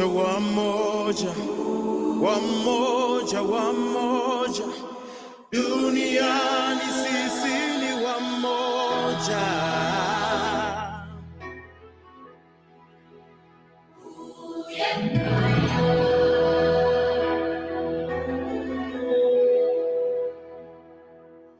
One, I am one, like no other human being. I am one, and in my life there is a meaning, there is worth, there is a purpose, like no other on this planet. I am one. One. Oh, we are one. When we put our minds together, we are one. In our oneness, there is purpose, there is honor, there is courage. When good people come together, we are one. We are one. We are one. All sisters and brothers, we are one. Lifting up one. I'm sorry, John. I'm sorry. I apologize. I would like to play the rest of that, but we have to. We might have some breaking news going on right now. I'm getting word that there's been a report of shots fired. Don't know if anyone's hit. At 25:55 DeSoto is what I'm told. And so I'm sorry. This is kind of developing as we go. 25:55 DeSoto is what I'm told. That is Beechwood Elementary. So I don't know. It's very early on right now. We will try to garner as much information as we can. Don't know if this was at the school or near the school, but that's what we're being told right now. Don't even know if anyone was hit. We'll have more for you as the morning wears on. We got to get out of here. Moon's next.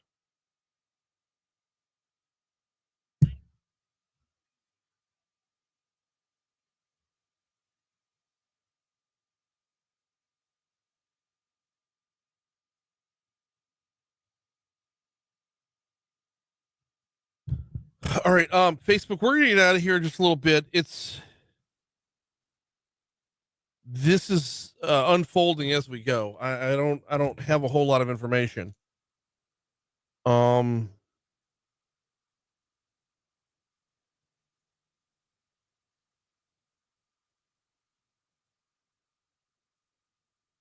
victim found. No, okay, well that's good news.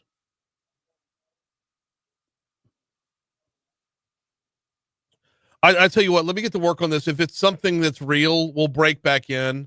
Hopefully it's nothing and we could just close the book and move on. Thank you all so much for watching today. We'll see you tomorrow.